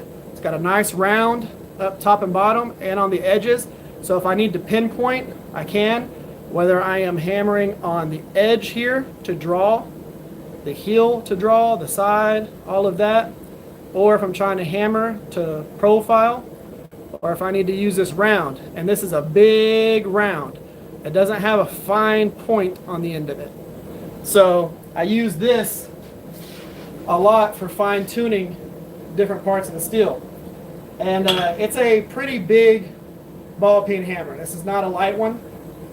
I think the head on this is almost 2 pounds. So yeah, the head on this is right at 2 pounds. It's just under 2 pounds. So not too bad. I think it's like 30 ounces. So that works out real well. But we're going to switch from this hammer to this little auto body hammer right here. Who uses auto body hammers for blacksmithing? I do, because we're going to planish with this. This lets me read, profile, and fine tune and clean things up. So we're going to use that on this next step.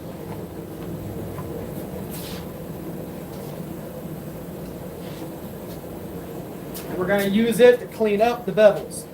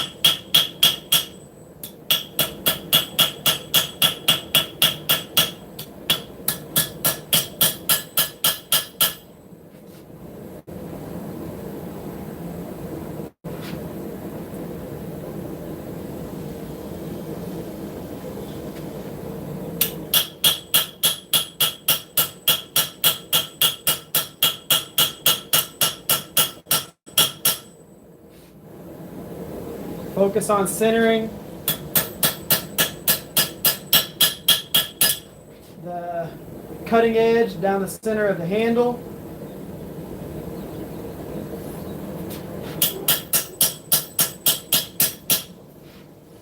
Pretty good on both sides now.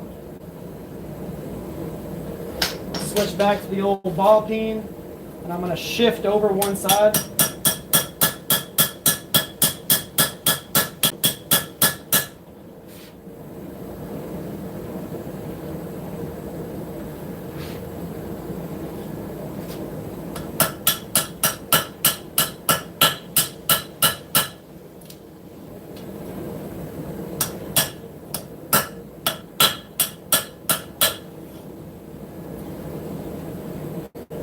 Now we're doing pretty good.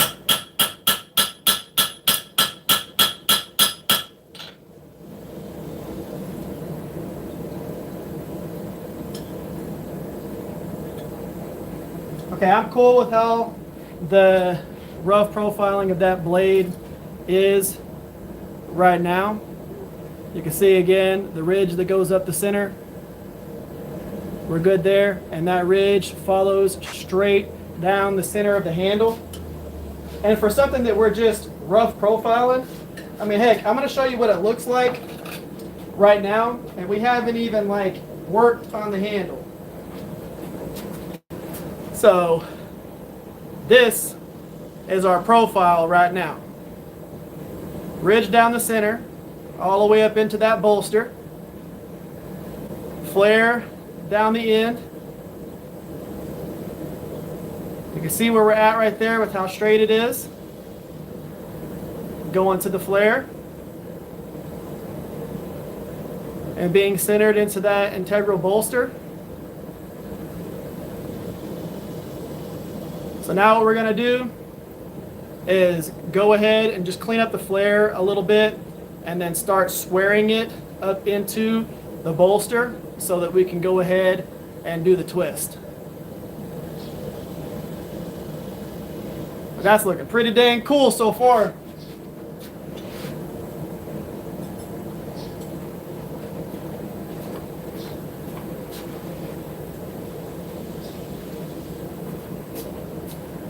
I love doing these integral bolster builds just because they, again, it's all one thing. It's all one piece. So whenever it's all said and done, the only thing that I need to do is just clean up the bevels, you know, heat treat it, put an edge on it, and call it done. I don't have to go through and put a handle on it or do that stuff. So what the blade looks like when we're all done is going to be a full looking knife. It's going to actually have the bevels forged in. It's going to have a whole entire handle profile. It's going to have a cool different twist to it by actually doing a twist to the handle. I think it's going to be pretty cool. And it's going to be unique, and it's something that I haven't really seen. And we just started forging from a piece of round bar and just kind of making a knife out of it, you know. Start hammering, deciding what hammers you're going to use in the process. Use one, decide that doesn't work, so switch to another one, start using that one. Okay, that starts working, so now we're going to primarily use that one. And the cool thing about Frank with Two Bastards is he's not saying, hey, you have to use my hammers the whole entire video. He's cool with me using whatever I'm using. But these right here, being able to use something as simple as a ball peen hammer to do a lot of this. A ball peen. A lot of people are wondering how much money you got to spend to do all of this stuff. This is a ball peen hammer. This is a dang auto body hammer. Okay? Neither one of those are expensive.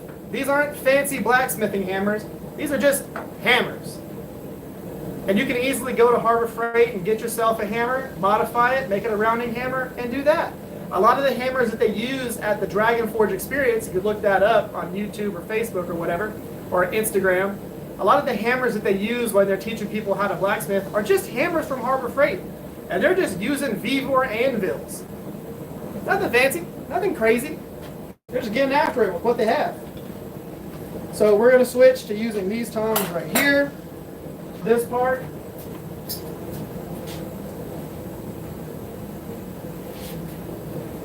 We're just going to start cleaning up and squaring up the handle.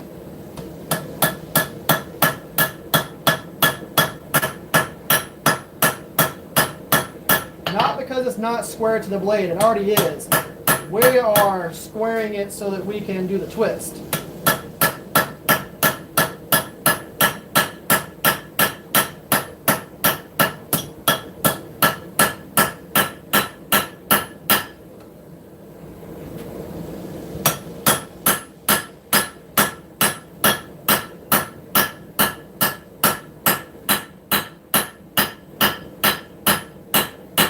And this brings another element of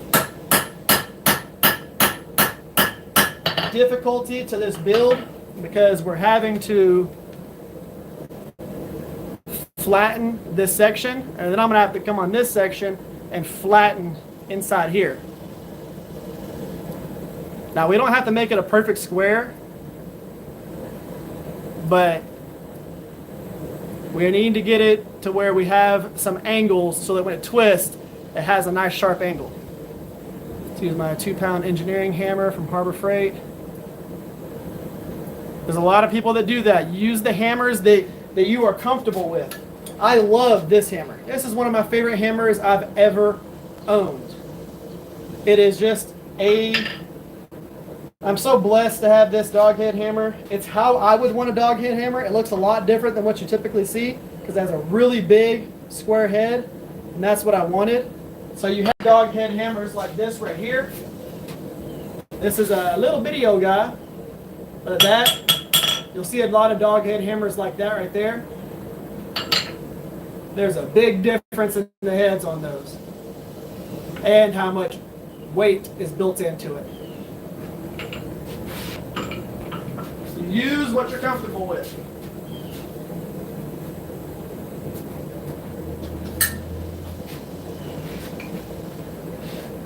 So what I'm going to do, whenever I start squaring this section of the handle that is on the cutting edges, so that's even with the cutting edges of this dagger, when I start squaring that handle, I'm going to use the little ball peen just to get that square without having super harsh edges. So this is going to be just round. You got to make sure that you're really paying attention to this because that does have a round head. If you're hammering on it too hard, you'll put a whole bunch of dents. We want it to be flat. So we need to make sure that we are cleaning it up as we're squaring it without risking putting a bunch of big dents in there, which will end up kind of going away when we do the twist. But, you know, why not make it clean if we can make it clean?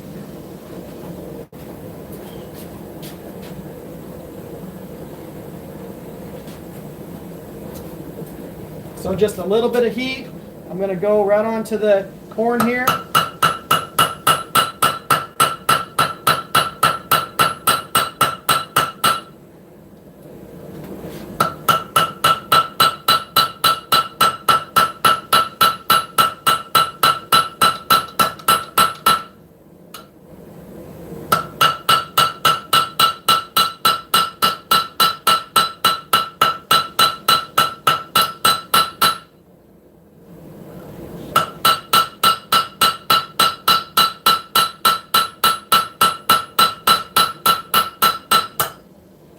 Now I didn't put a whole bunch of heat in there. Y'all weren't even focused on the thing I was doing. I'll make sure y'all are in this next one. So all I'm trying to do is just flatten this section that runs even with the cutting edge. And we just want to kind of make it to where there are sharp edges. It doesn't have to be square. It can be an octagon or hexagon or whatever the heck this is going to be. Octagon, I guess you could say. Hexagon? Whatever. We just want to make sure we have sharp edges so that when we do the twist, it's nice and even. It was awesome having you here. Have a good night. For stretching material because it's a bit more rigid. No, you want it hot. So if you're really trying to move a bunch of material into a specific direction, so let's say we're trying to really push material off into another direction, you want it hot so whenever you hit it, you get big dents that you can flatten out and stretch the material. What I'm doing right now is I'm more or less just planishing it. I'm just kind of slightly modifying it. Like whenever I was smoothing up the bevels, I'm just slightly modifying them. I'm just slightly modifying this section here. I'm not really trying to beat on it and move a bunch of material. I'm just slightly adjusting things. So we don't need it to be super hot for that. The more heat that you have in the material, the more flexible it is. So when you're trying to really draw something out, think about it this way. If you're moving a bunch of material, you want it to be soft like Play-Doh. If you are smoothing material, if you're, because the whole Play-Doh, yes. If you're smoothing material, you want it to be a little bit stiffer so that you are doing subtle dents. The softer it is, the bigger the dent. The lower the temperature, I guess you could say the hotter it is, the bigger the dent. The lower in temp that it is, the more subtle dent that you get. So if you're super, super hot, you're going to move a bunch of material. But if you're wanting to just clean it up, your hammer blows to just modify it a little bit, you want it to be slightly cooler in temp so that you're barely doing any dents. You'll have people who will try and planish blades and them still be glowing hot. And then they wonder why they can never get stuff smooth. And it's because they're hitting it too hot, because everyone has told them that you need to get it hot as all get out to forging. There's going to be times when you're planishing where you're going to have a gray heat. You're going to have something a little bit cooler. You're not always going to have it glowing hot. Like you hear the catchphrases, oh, it's got to be super hot if you're going to forge. If you forge it cold, you're going to break your steel. Depends on the stills that you're working with. Easy Google searches will tell you what stills you can work cold or cooler and what stills need to be super hot. 5160 needs to be really hot when you're forging it, trying to move the material, because if it's not, it's very hard to move. You want it hot so it's easy to push out, move, and adjust. But when we're planishing, we don't need it to be super hot.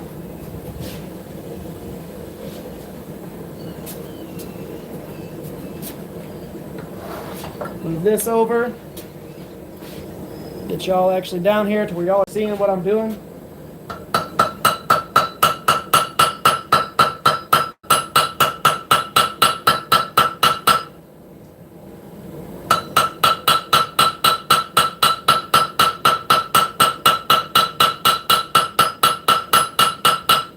Now I'm going to go on what we would call the eighths, which is the corners.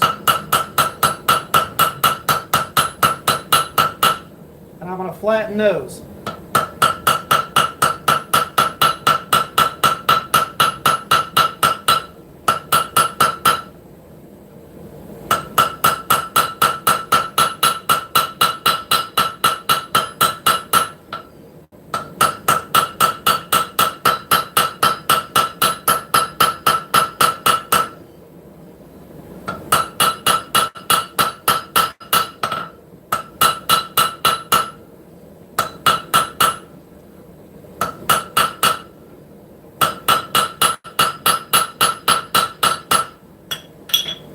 So we're just kind of working on all the corners to put a whole bunch of sharp edges on it.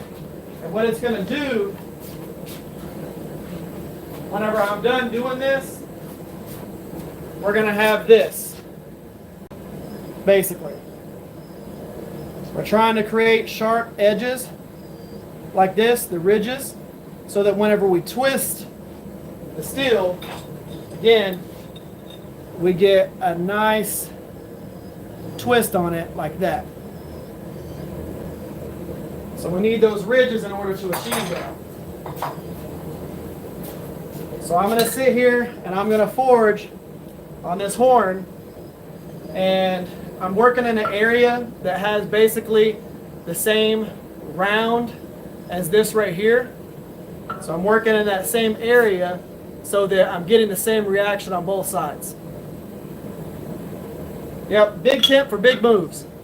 Have you considered putting holes in the handle for weight reduction? So, hello. I will be putting a hole in the end of it, kind of like a lanyard hole. So, but I'll be drilling that. I'm not going to go through and forge that. Of course. I mean,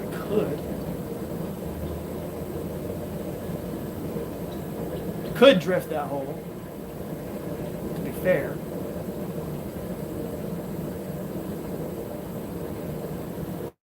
I'm going to think about that because there's a chance that I might drift that hole in this video. We'll see what happens. Let's pull y'all back over here so you can actually again see what we're doing.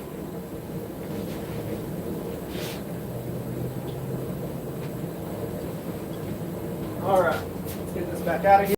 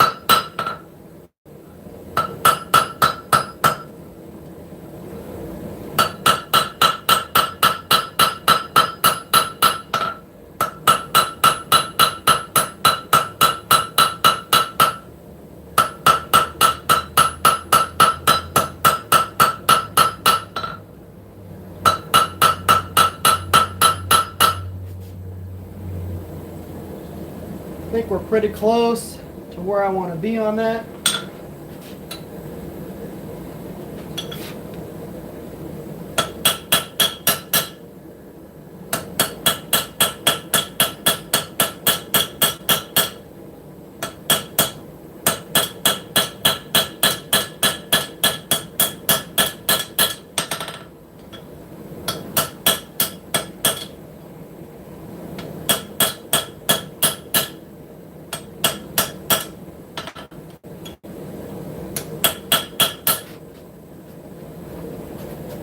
Trying to decide the best area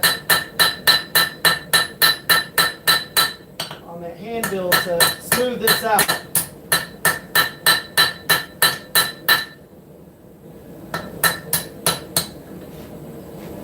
I think I've got it.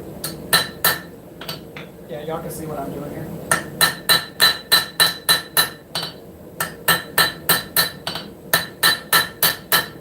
What's happening is my anvil has ridges in the horn right here.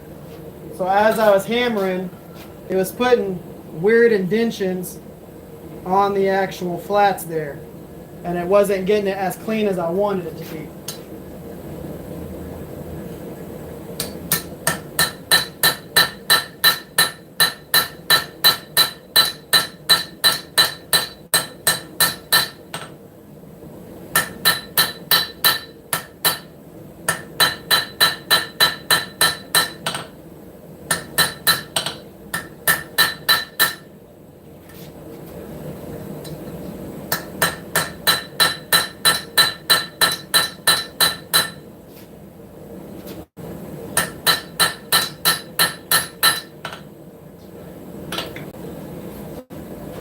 Okay, I think I have enough ridges built into this. You can see ridge, ridge, ridge, ridge, ridge,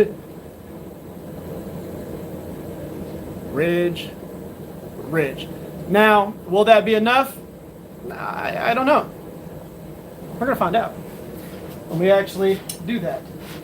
So right now I'm debating on whether I want to drift a hole.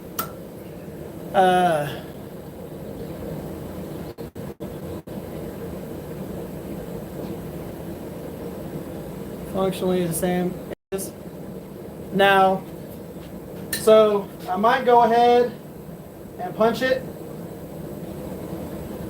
just because it might actually add a little extra flair to it.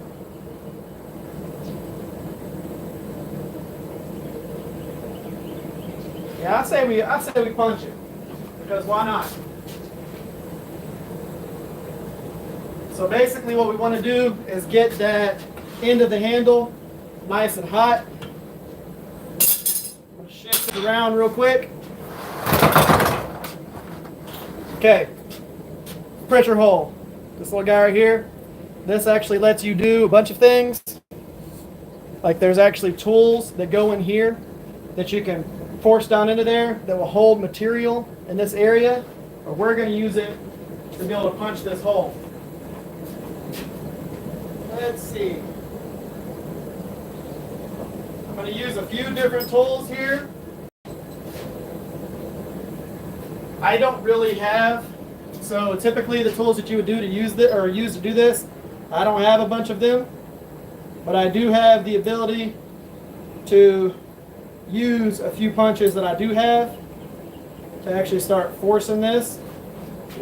Typically you would want to be able to hold this, and I might go ahead and grab it with a pair of channel locks, not channel locks, but vice grips.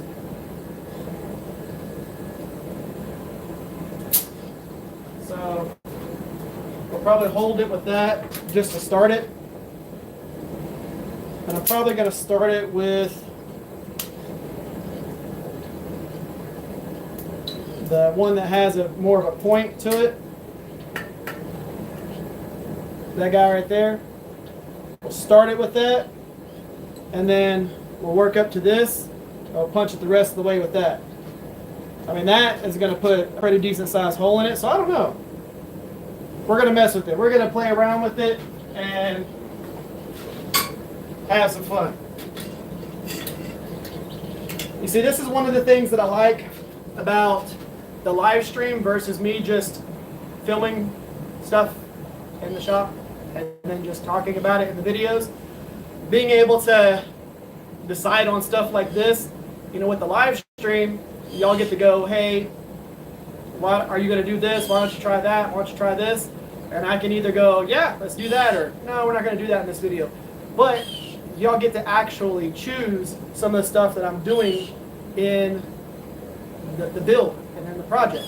Now, we definitely want to do the hole before we do the twist, because we're going to be moving a bunch of steel, and just in case we need to correct something, we need to do all of that now before we do the twist. Because once we do the twist, we cannot mess with the handle again.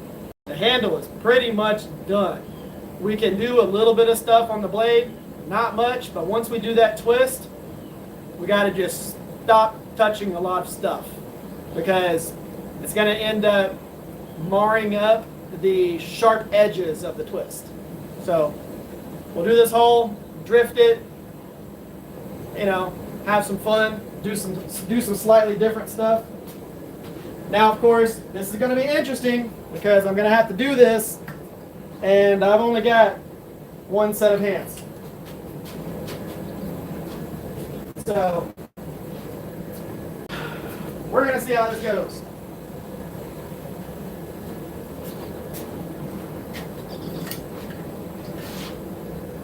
On here, centered.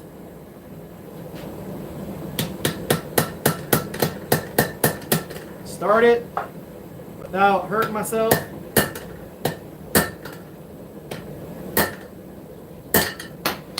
We're going to see how this goes. Remember, only one set of hands. As a matter of fact, I'm going to go get a helper. Hold on one second.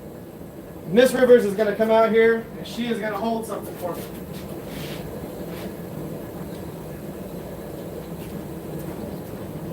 We're going to get ourselves a helper. The benefits of having a wife.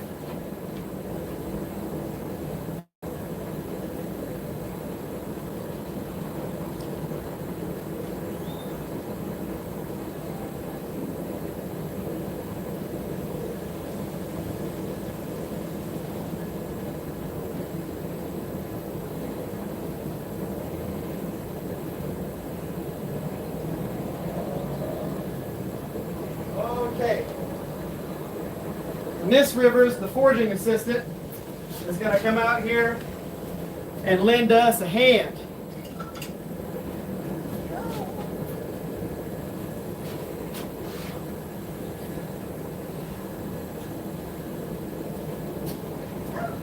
You're basically just going to be holding the blade stationary.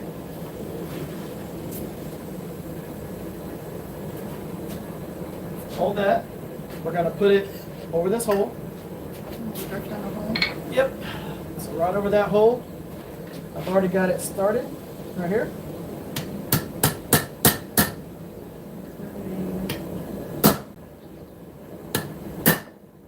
Well, actually, for right now, we can put it over here.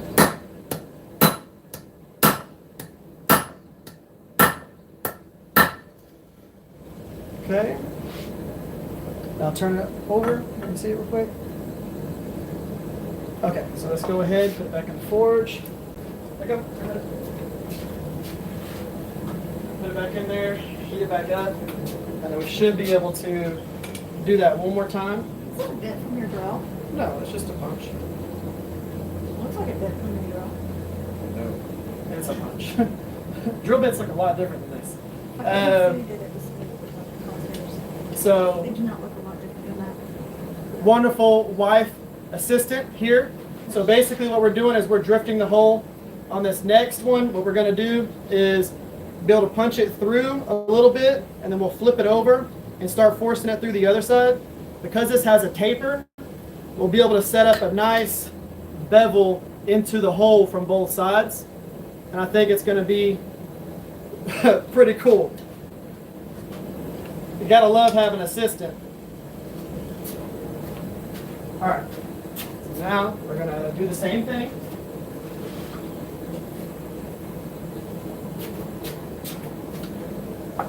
hold that. We're going to, all right, now turn it over.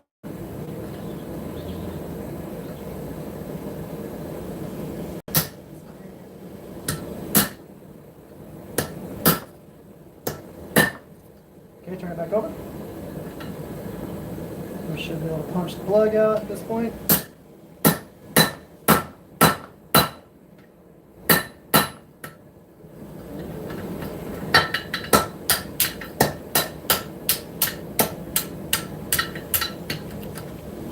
Okay, now, grab these real quick. Now, we have ourselves a hole. Without having to drill anything. So one of my big abilities is being able to find the center on things by eye. Your spatial awareness is really good. Yeah, without having to measure anything. So we're going to do that one more time, and we're just going to flare the hole out. Okay, pull this off.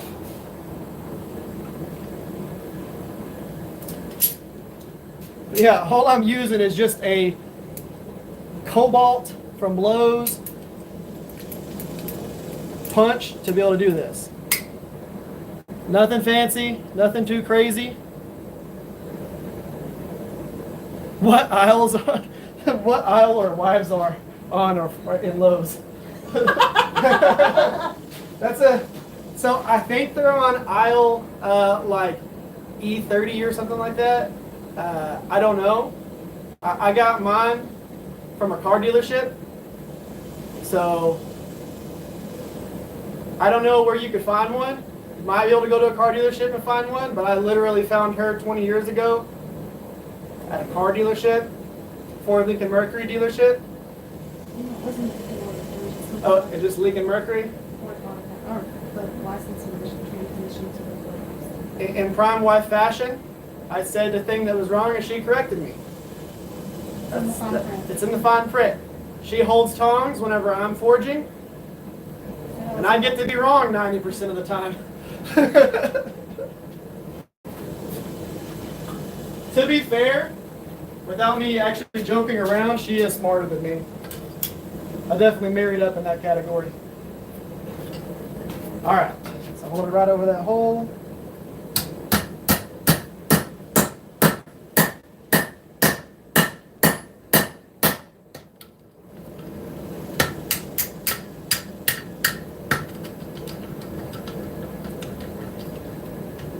Alright. Go. Grab that without touching something super hot. Okay, so we're going to go back in the forge. And we're going to flip it over to the other side. Okay, I got it.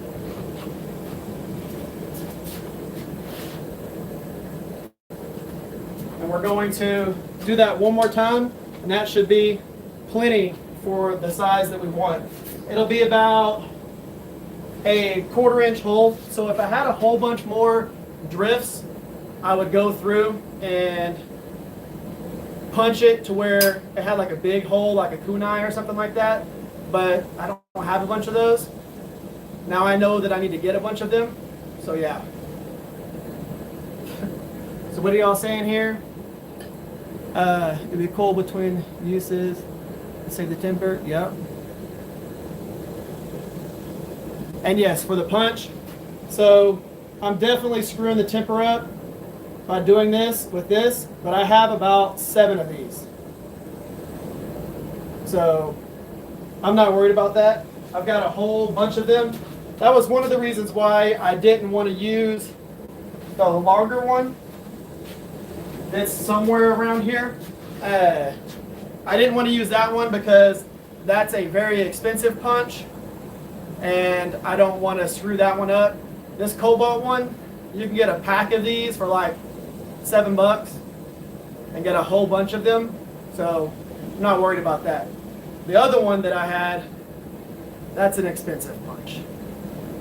If you don't know how expensive punches can be, just imagine one that's about 25 years old and you can't really get anymore. wife said I'm black. That's not what I said. Technically, that's what she said. There you go. All right.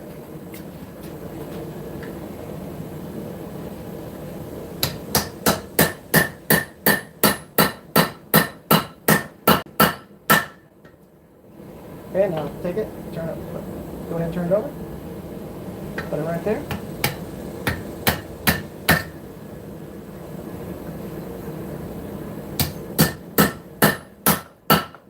Now turn it over. Right there. Okay, so now we can go ahead and just quench the bit again. And we were able to get this out to well over 1/4 of an inch. So that's where we're at right there. Nice and centered.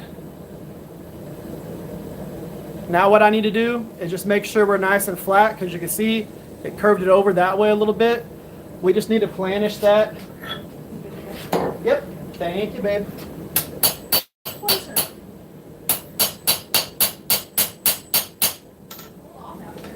She's gonna go back inside and watch the live stream from the comfort of the AC'd house. So now what we're going to do is we're going to go through and just reflatten the tang a little bit so that it's nice and even. And then we're going to go ahead, heat up that center piece where the integral bolster starts, the part that we just, made sharp edges on. We're going to heat that up, we're going to put it in the vise, and we're going to twist it. So get this worn back up. As a matter of fact, we can leave y'all exactly where you're at, because we're going to be straightening it on this section right here.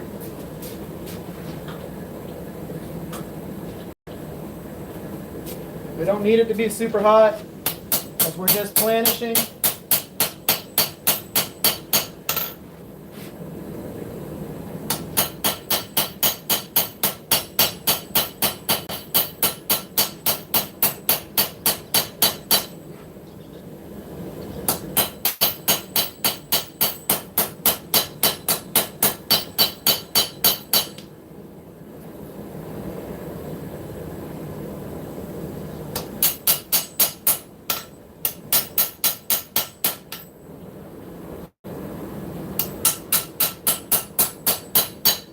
What I'm doing right now is just making sure that that taper is nice and centered.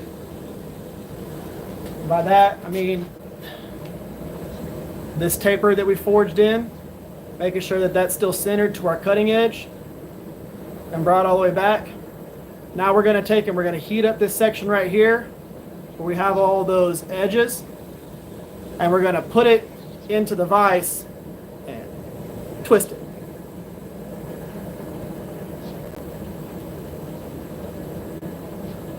And yeah, I think it's much cooler than a drilled hole. See you later, Coulter. But yeah, that way it's all part of the forge process.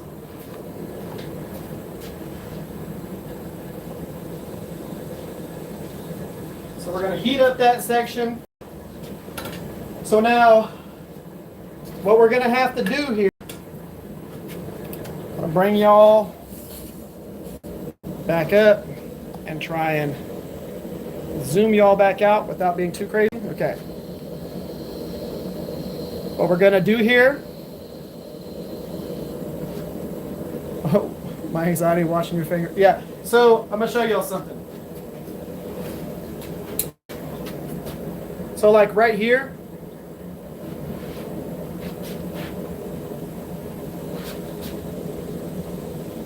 right there, it looks a lot closer in the actual camera view, because I'm actually pointing it way far away. This is how big the scale is whenever I'm right next to it. That's the difference. Whenever it's all the way out here, if you're ever wondering. So I'm hardly ever actually putting it, you know, that close to each other. Like even though, like again, we look like we're touching here, but you see how much bigger this finger is than this finger. But we're touching, but we're like way far apart. But yeah, I get you. There's a lot of people that think that whenever I'm going through and I'm holding my hands close to the really hot steel, they're thinking that I'm like touching it, but I'm just doing this. Boop.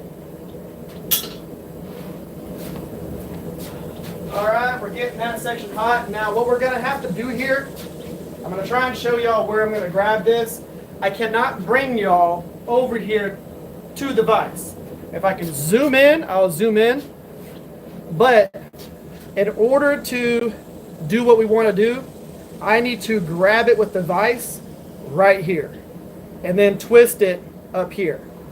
Because what's going to happen is if I try and grab it right here, it'll want to twist where the cutting edge is. It'll want to twist all of this bolster area.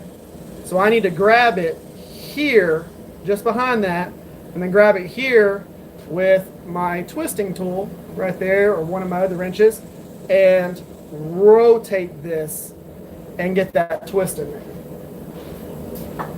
And I'm probably going to use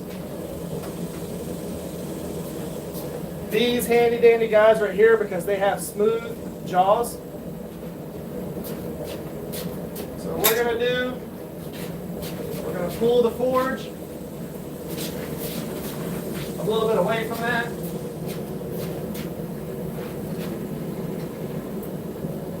So that I can actually stand here.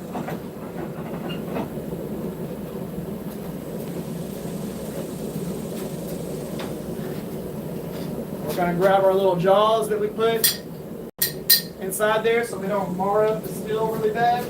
Sometimes these work well, sometimes they suck. So hopefully this is going to work well and not a suck. We're going to play it by ear and see how this goes. Because this is the first time actually doing a twist like this.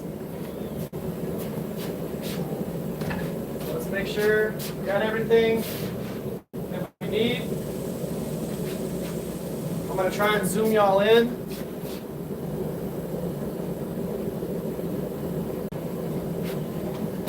Let's shift y'all up a little bit.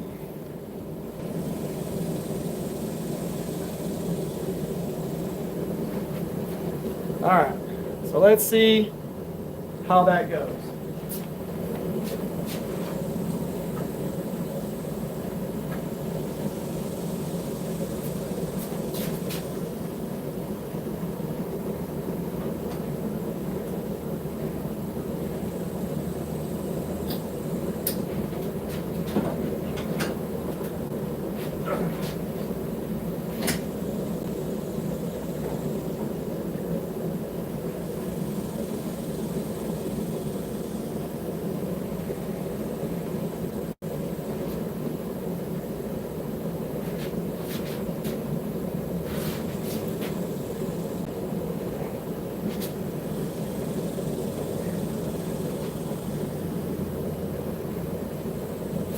Okay.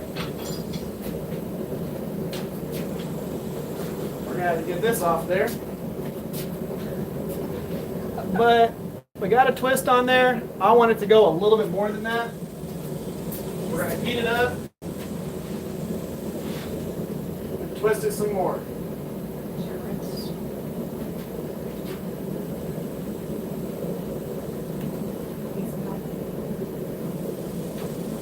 So now, I've got to go through and get this damn thing off here. So, I'm not worried about the bevels as much right now. There we go. So I'm going to show y'all something that happened here. So, that little piece right there, I need to clean that up before we do the next twist. No, not with the wire brush. With the good old hammer and anvil. Good news is you can always fix stuff, so it's not a big deal. But I need to clean up that little section right there from that. So we gotta clean that up.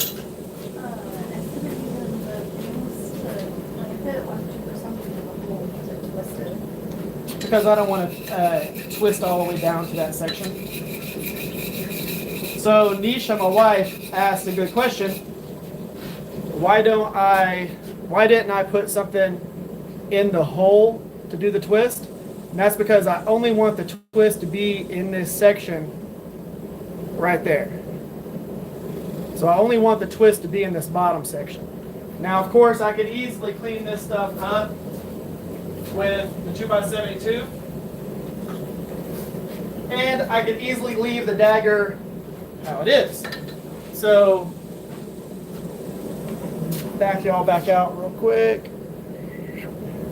So, with a lot of daggers, with how they're actually made, or how they're actually built on a lot of things, they will actually take how this shape that's taller this way, it runs in line with the cutting edge.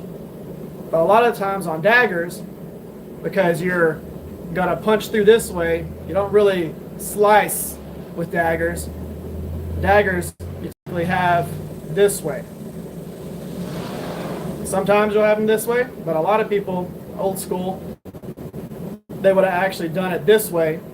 Weird thing, I'm not that way. I like it to be in line with the cutting edge like this. So that's the way I'm gonna do it. So I need to do just enough twist to finish rotating it. But before we do that, I need to clean up that area that got rounded in a way that we don't want it rounded.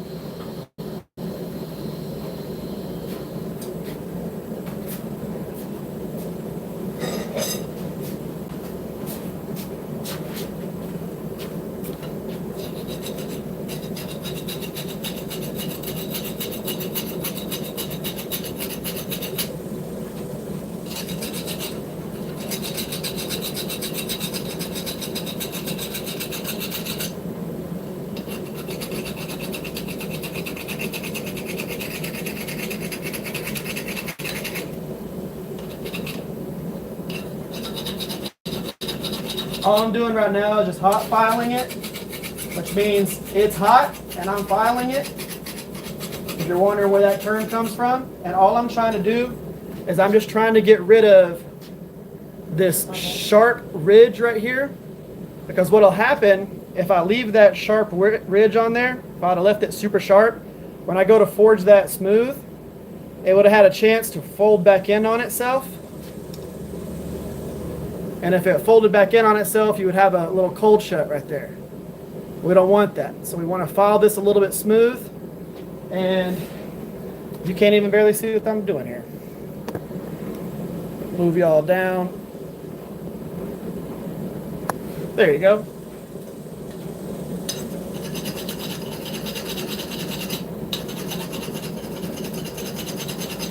I'm just getting rid of that sharp edge.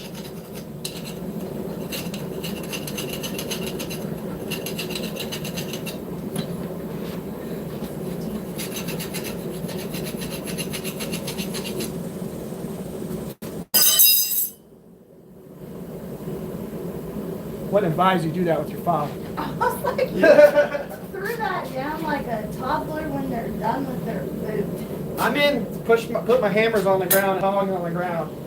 Phase. Be careful with your files. Do not throw them on the ground. Do not abuse them, because they will break. Word. Remember, just because you're done with it right now doesn't mean it needs to go on the floor. Get y'all selves a shop made. Not a maid. I'm a co-manager. Oh, my bad. Shop made in. Co-manager. Shop co-manager. I'm going to put a light back here so that it's starting to get a little dark.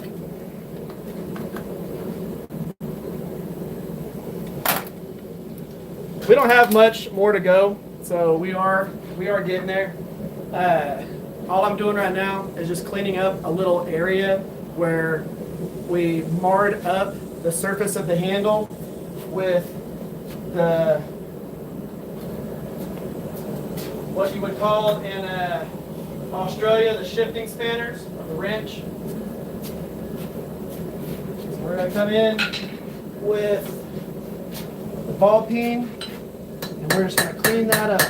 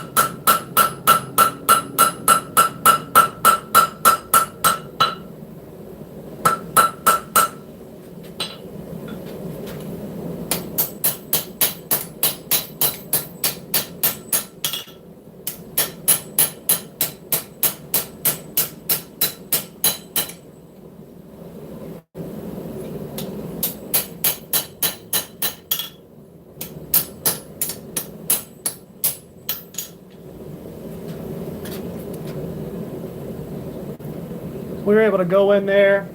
Let's move this back behind here. Okay. We were able to go in there and clean that back up so that we have, again, a nice clean profile on there. And you can see the twist on there where we're at right now, but I want to twist it 90 degrees. So we're about to do all of this just to go another 90 degrees. Don't worry, I'm about to do a little more twist. So let's get y'all back pointed at the vise. There we go. We're going to heat it back up, and we are going to turn it 90 more degrees. Which luckily I don't have to worry about doing too much here. We're just going to get it 90 degrees.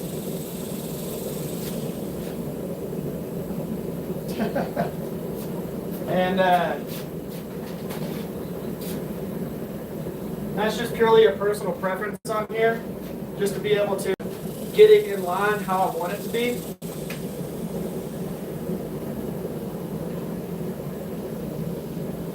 This water is like probably close to like 75 degrees, 80 degrees. This is not cold water. I'll throw it in the freezer up here. There's that other one in there. And I'm going to grab the other water that's in there that's already cold.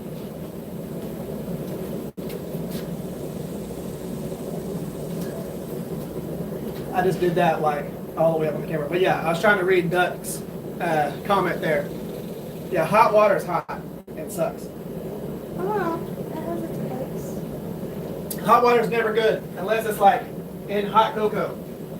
See, it has its place. Hot cocoa is good when it's hot, but that's about it. I don't drink coffee. I'm one of those people that don't drink coffee.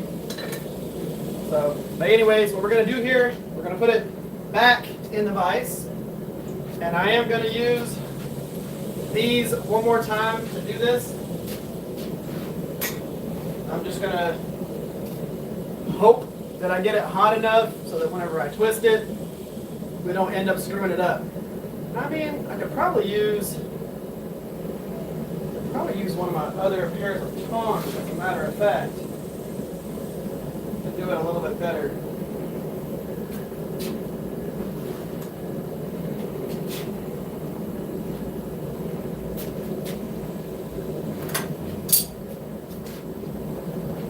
I'm gonna try the tongs just to see if it works a little bit better.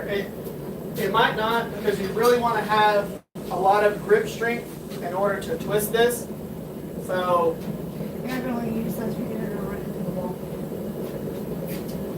Right now it's 90 degrees to the thing, so I've got to go 90. But you already twisted it 90. No, I need it to run. Right now it's 90 from the cutting edge. The cutting edge is going to be even here. I need to twist it towards even with the cutting edge. So it needs to be in line. That piece needs to be in line with this. I'm educating my my shop co-manager. She's going to pop me in the back of the head.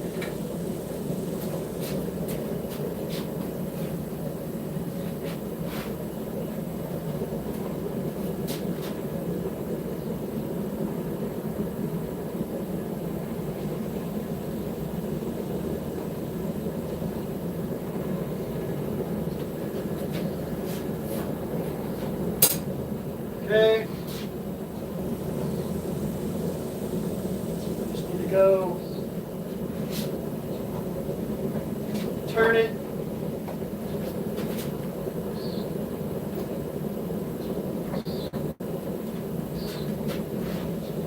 A little bit more than that.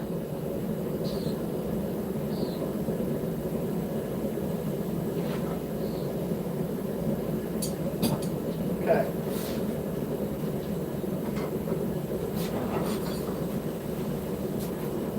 So I am still going to have to straighten up a couple of things, but we have our twist, and now the handle's even with it. It's a subtle twist that whenever we actually go through and do the finishing process will show up a lot on there. But I like it because it's not going to be like super aggressive. I was focused on my wife messing with this, and I dropped that.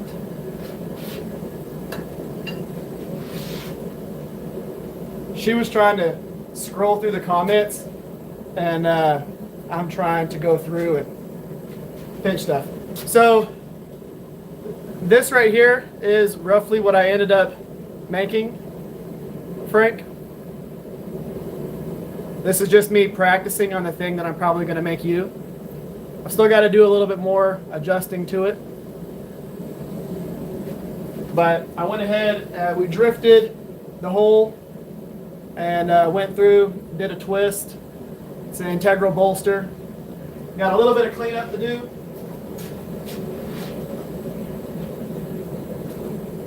Yeah, he missed movie in here. Material started off as a 5160 round bar, so it was a 5/8 in diameter 5160 round bar, and then we forged it into a dagger, flared the end, and then we turned the main body of the integral bolster into something like this right here, and then we did a twist. So we had to forge all these flat sections out of that round bar, and then we did a twist. Well, it's not technically crooked, but it is not perfectly straight because I still need to clean it up.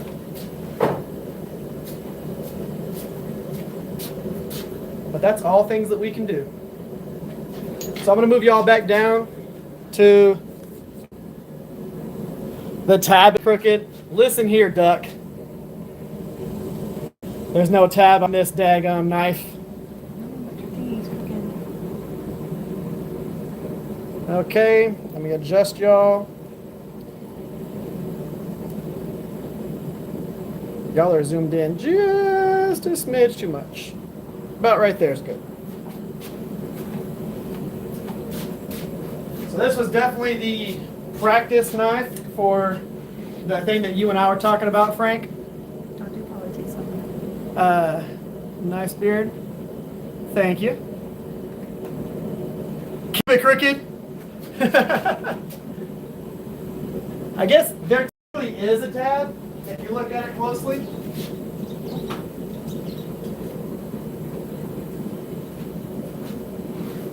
But yeah, we need to do just a little bit of cleanup.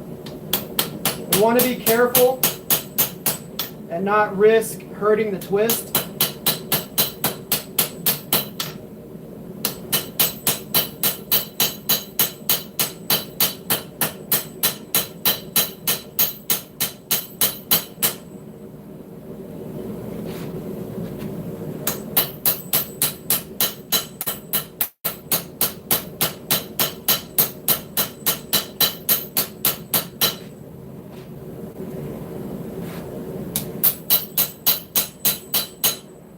We do want to get everything back in center. And right now, all I'm focused on is getting this centered within the handle. I will center it into the blade as I move forward. Right now, I'm just making sure that the distal taper that goes through here is clean and in line.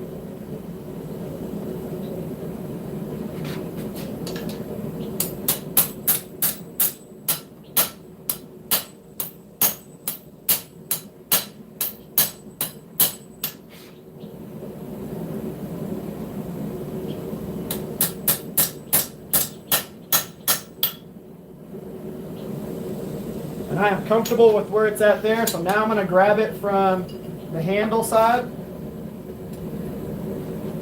And I need to make sure that I center the cutting edge into the handle. It's more visible on this side right here. You see how the edge twisted over? I need to pull that section back over. That's the heel of the blade right here. I need to pull that back over to center, and then we'll be good.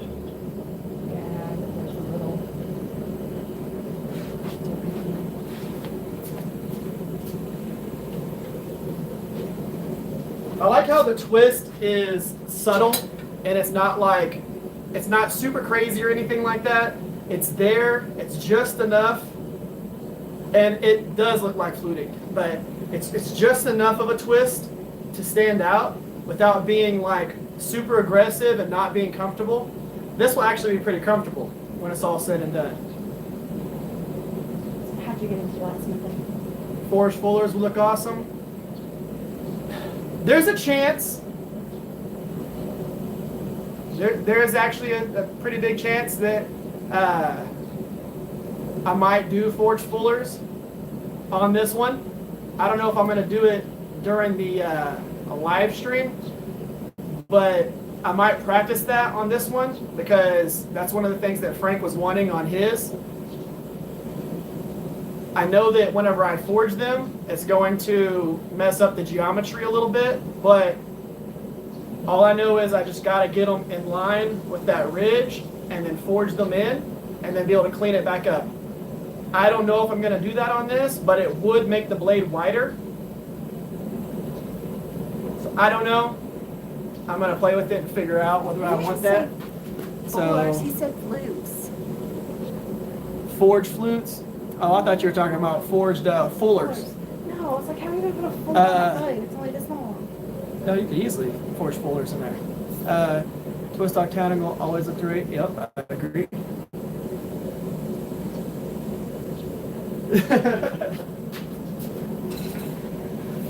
Okay, so we should be hot enough here. Who wants to know?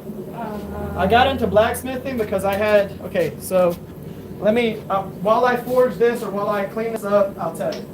Let me get this out of the forge real quick. So I got into knife making because I originally started my channel and I was doing all kinds of different content. Back up. You were a knife collector. Well, I was a knife collector, but that's not the reason why I started making knives. So we're just gonna shift this over just a little bit.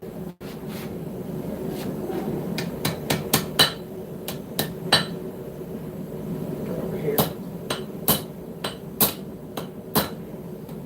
I'm trying to do this without marring up anything.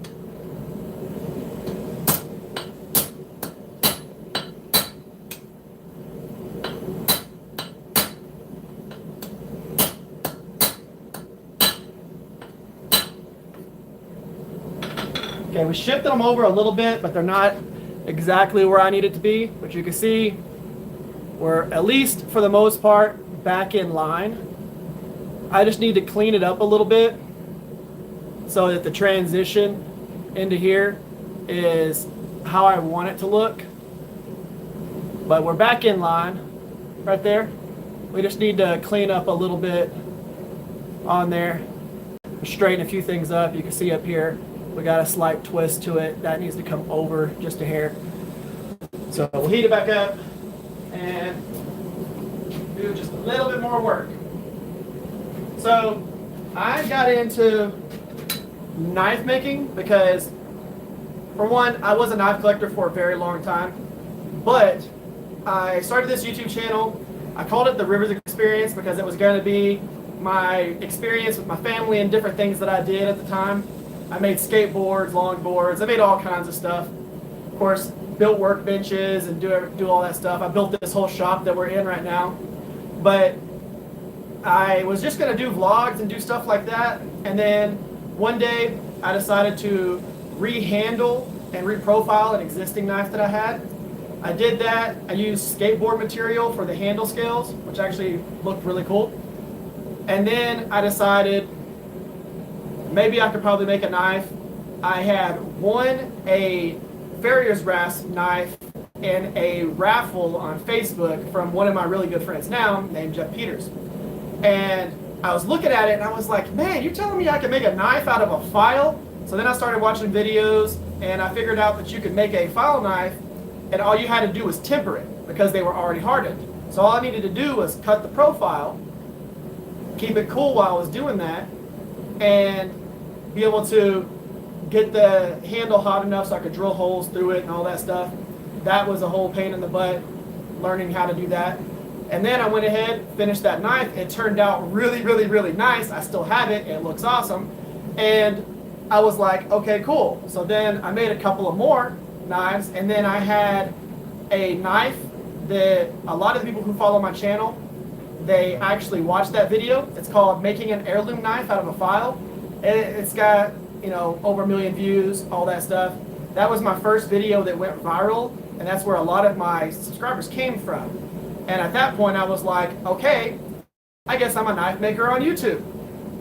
So then I just started making knives, and I wanted to get into the bladesmithing side of it because I really liked forging. I liked the aspect of that and being able to do that particular process. So I started trying it, fell in love with it, watched a bunch of people that I really respect make really cool stuff, being able to forge it to profile, and I taught myself how to do that because I thought that was an absolute awesome skill to have. I wanted to do that. I wanted to do what they were doing. So I was like, okay, let's figure it out. Let's learn. The downside to YouTube is at that time, pretty much any knife maker who had a channel, they time-lapse through everything that they did. So I had to just kind of guess at a lot of the processes that they were doing. And I finally just said, screw it, I'm going to change my channel to where it's more educational so that when people watch me, they can actually learn from the process. Now, the downside to that is it's way harder to go viral with educational content than it is to go with time-lapsed content where you skip through everything and you just show the really cool things with all the sparks and all that, that stuff tends to go really viral, and those people make really good income off of YouTube. Mine's not so much, but I'm on here because I like teaching. That is my passion. I love that process. I love being able to teach people. So that's why I do this, not for the income.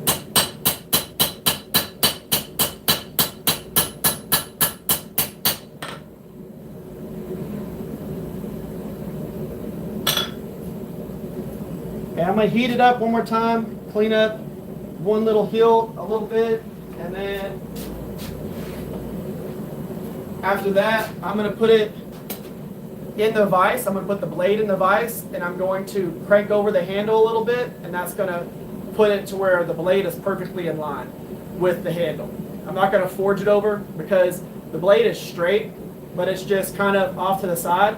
We just put the blade into the vise and move the handle over a little bit, and it will put it in line with the whole entire thing without trying to hammer it straight. Okay, what are y'all talking about here?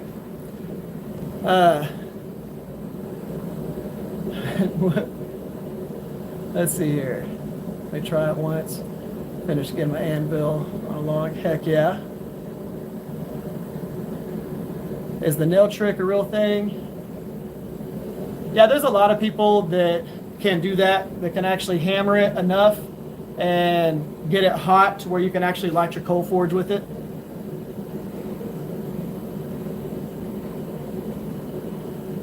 The heirloom build was very cool. Thank you, Mr. Frank. That's Frank.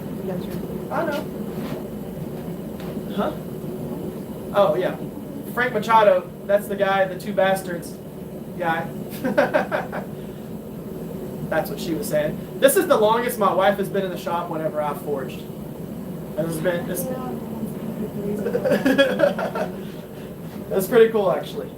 But yeah, that's how I got into this. A lot of us get into knife making for a bunch of different reasons. That's how I got into it, and I just never looked back. I've always been, since then, this is my jam. This is my thing.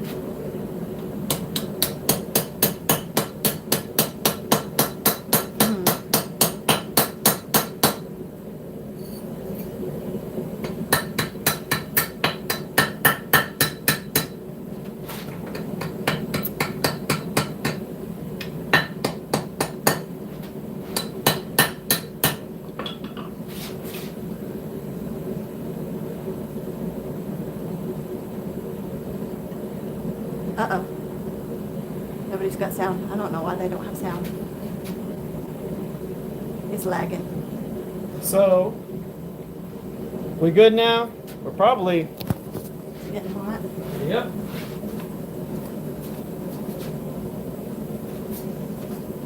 What's most likely happening is my phone is getting hot. So we are going to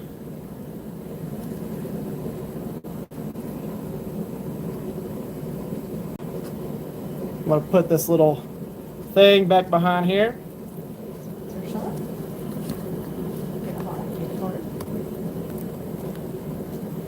There we go. Okay, sorry. Now we're good. If my phone gets hot, it starts lagging. So now, I'm going to heat it up one more time, and then I'll be able to straighten it to where the blade is perfectly in line with the handle, and we'll be good. He said, shirt. I mean, it's a shirt. It was just, this is the sponsor shirt.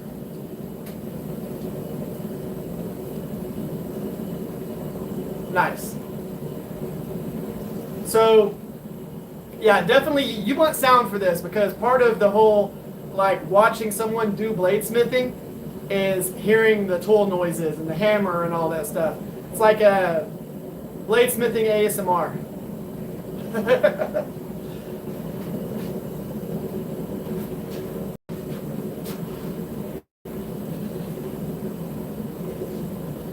I think this is going to look really cool whenever I wire wheel it. So whenever I go through and I wire wheel it and I clean all the forge scale off and all that stuff, and it gets the finish that you get from wire wheeling, which I'll show y'all. So like this is the finish that you get whenever you wire wheel. So you'll be able to see all those ridges like that on that twist, and this will be the finish that you get on that.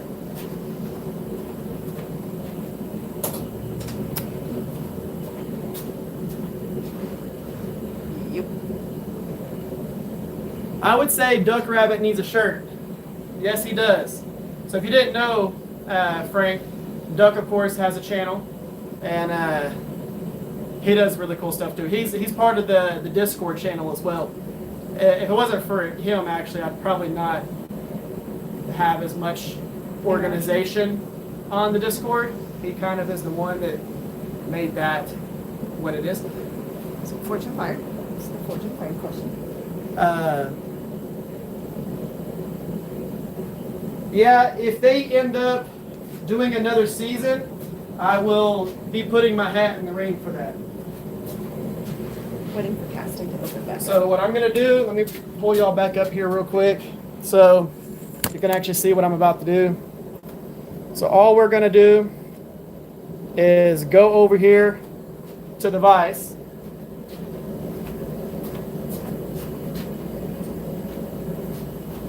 And we're going to straighten this, which doesn't really need to be straightened that much.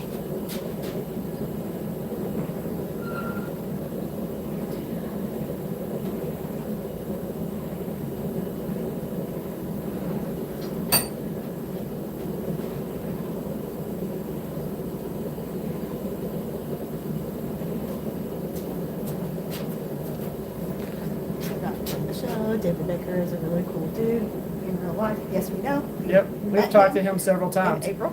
So now you can see we're nice and straight from the taper all the way through to the tip. Got the distal forged in by default from forging in the bevels on there. Everything's nice and clean. We got our twist on there.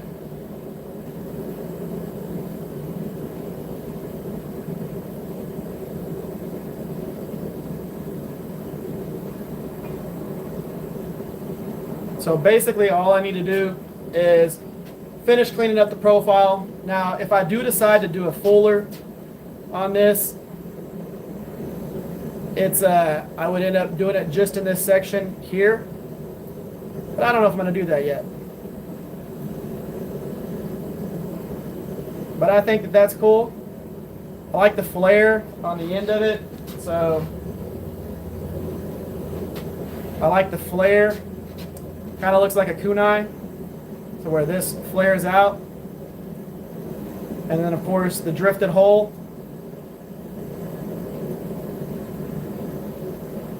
We got our kitten out here on the back porch. Is it the baby? Yep. So I think that looks cool.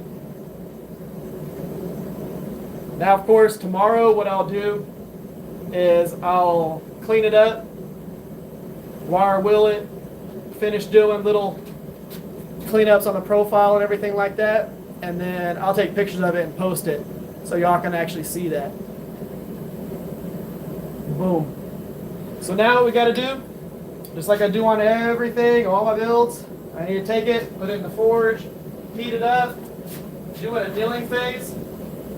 Just like I tell everybody, whenever you're going to do the annealing phase, you need to make sure, let me unzoom y'all just a little bit, or zoom y'all completely in on my shoulder. This is why we don't put hammers on the floor. We've always put hammers on the floor. Whenever you're done with your hammer, always take it, put it right there. That way when you need it, you just grab it and you start hammering. Don't put them back on your rack. Don't put them on your rack until you're done with them. Take them bad boys, put them on the floor. Save yourself some time. But, yeah, you don't put your hammers back on the rack until you're done with the project. Now, what's the thing? my shop exec needs to help me out here. So, When you're in the process of annealing, you're going to put it back into the forge. Shop manager, co-manager. So when you put it back in the forge, what you want to do is you want to bring it up to temp, like about, let's just say 1100, 1200 degrees, and then you want to shut your forge off. Your forge has residual heat, and if your forge was running at like 1800 degrees, what'll happen is your blade will continue heating past the 1600 that you want to anneal it at. So you need to let it come up to temp a little bit, and then you want to turn your forge off, close everything, and your blade will finish coming up to about 1600 degrees and then cool down slowly. You don't want to bring it up to 1600 degrees and then shut your forge off and close it, because it'll go past 1600 and get up to that 1700, 1800 degrees, which is going to be too hot for the annealing phase. You only want to go up to about 1600 and let it cool slowly. So you want to get some heat in it, like I have right now, and then you want to take and, so y'all can actually see the process. Start your forge off, block it off,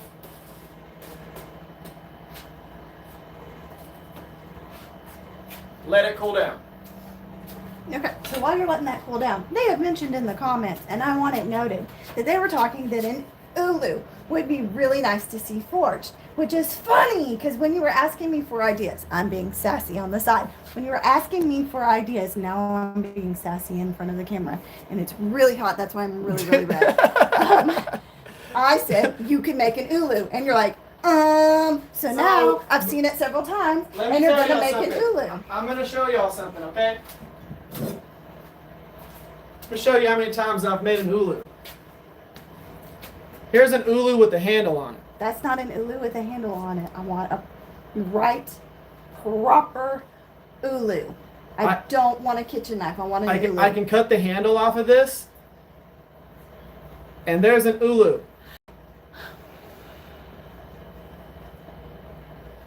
This right here, ulu. And I wasn't normalizing. This is annealing. So when it comes to normalizing, that's a different step. So a normalizing cycle is 1600 degrees, and then let it cool outside the forge. That's the beginning of your grain refinement. So you do a normalizing cycle, and then you do grain refinement cycles. So you heat it up to 1600, let it cool outside the forge. This is an annealing phase, which basically puts it back into its original state.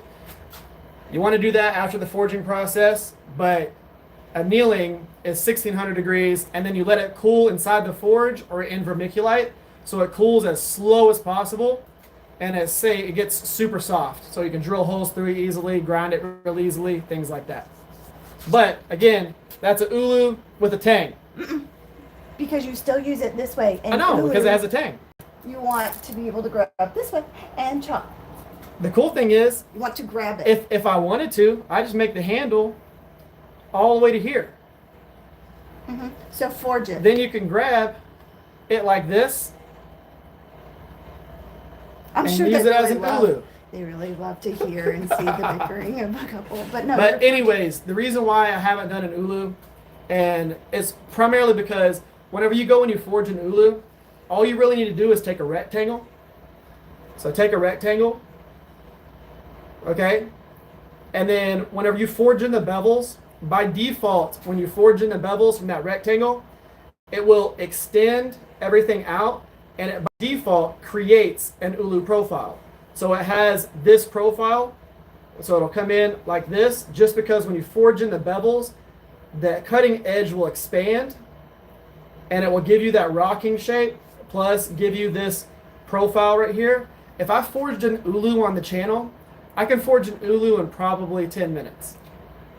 So forge an ulu and something else. So you have a double project. I forged 12 ulus. No, you forge an ulu and you forge That'll a give me 2 hours. boot knife, or you forge an ulu and you forge a neck knife, or you forge an ulu. Make the ulu for my mom and make a little neck knife for me. Look at my other ulu that has a tank. Another ulu with a tank. Anyways, yes, I can forge an ulu if y'all want to see that. What might be cool is you have to forge it right now. I would say what might be cool is if I do an ulu, but if I don't know if I can. No, because what I can do, and I've thought about doing this. What if I did an ulu like blacksmith version, where I did the rat tail, and I actually folded that over, back over the top for that. Because I could always do something like that. Like I could take it and rotate the steel 90 degrees so that the ulu's flat here, and then I can rotate the handle so it's wide this way, and then I can fold that over, and that way it has a actual palm part of it, so the handle would be integral. Just how I do like the tabs that are always crooked to duck, like how that flares out like that, but flare it even more and then take it and wrap it around. That might be cool. I don't think it'd be too heavy because it's just going to be a rat tail. So it's just going to be a thin piece of steel that comes over. It might only add like maybe 5 ounces to 6 ounces to the actual blade, because it would be hollow in the center. It would be just like this, but I would wrap it up and over, and I would flatten it like this so that it would have a palm just like this one is. How that's flat right there and radiused on the top. Just imagine that, but thin. Because I took the steel and I twisted it and then did that and then put it over. And I could easily put scales on something like that and pin it. There's lots of things that can happen with something like that. So that might be a thing that I do. And you are getting sassy. Okay. I just realized that we've been doing this bad boy for 3 hours. And I've got to be up at 4 a.m. to work in the morning. I got to work 4 a.m. or, well, 5-ish a.m. to 4 p.m. I'm going to go inside, wind myself down, and get some sleep so that I can wake up in the morning and work my normal job. But like I said, I'll clean that up tomorrow, try and get a post up so that y'all can actually see what it looks like all cleaned up and wire wheeled. We'll go from there.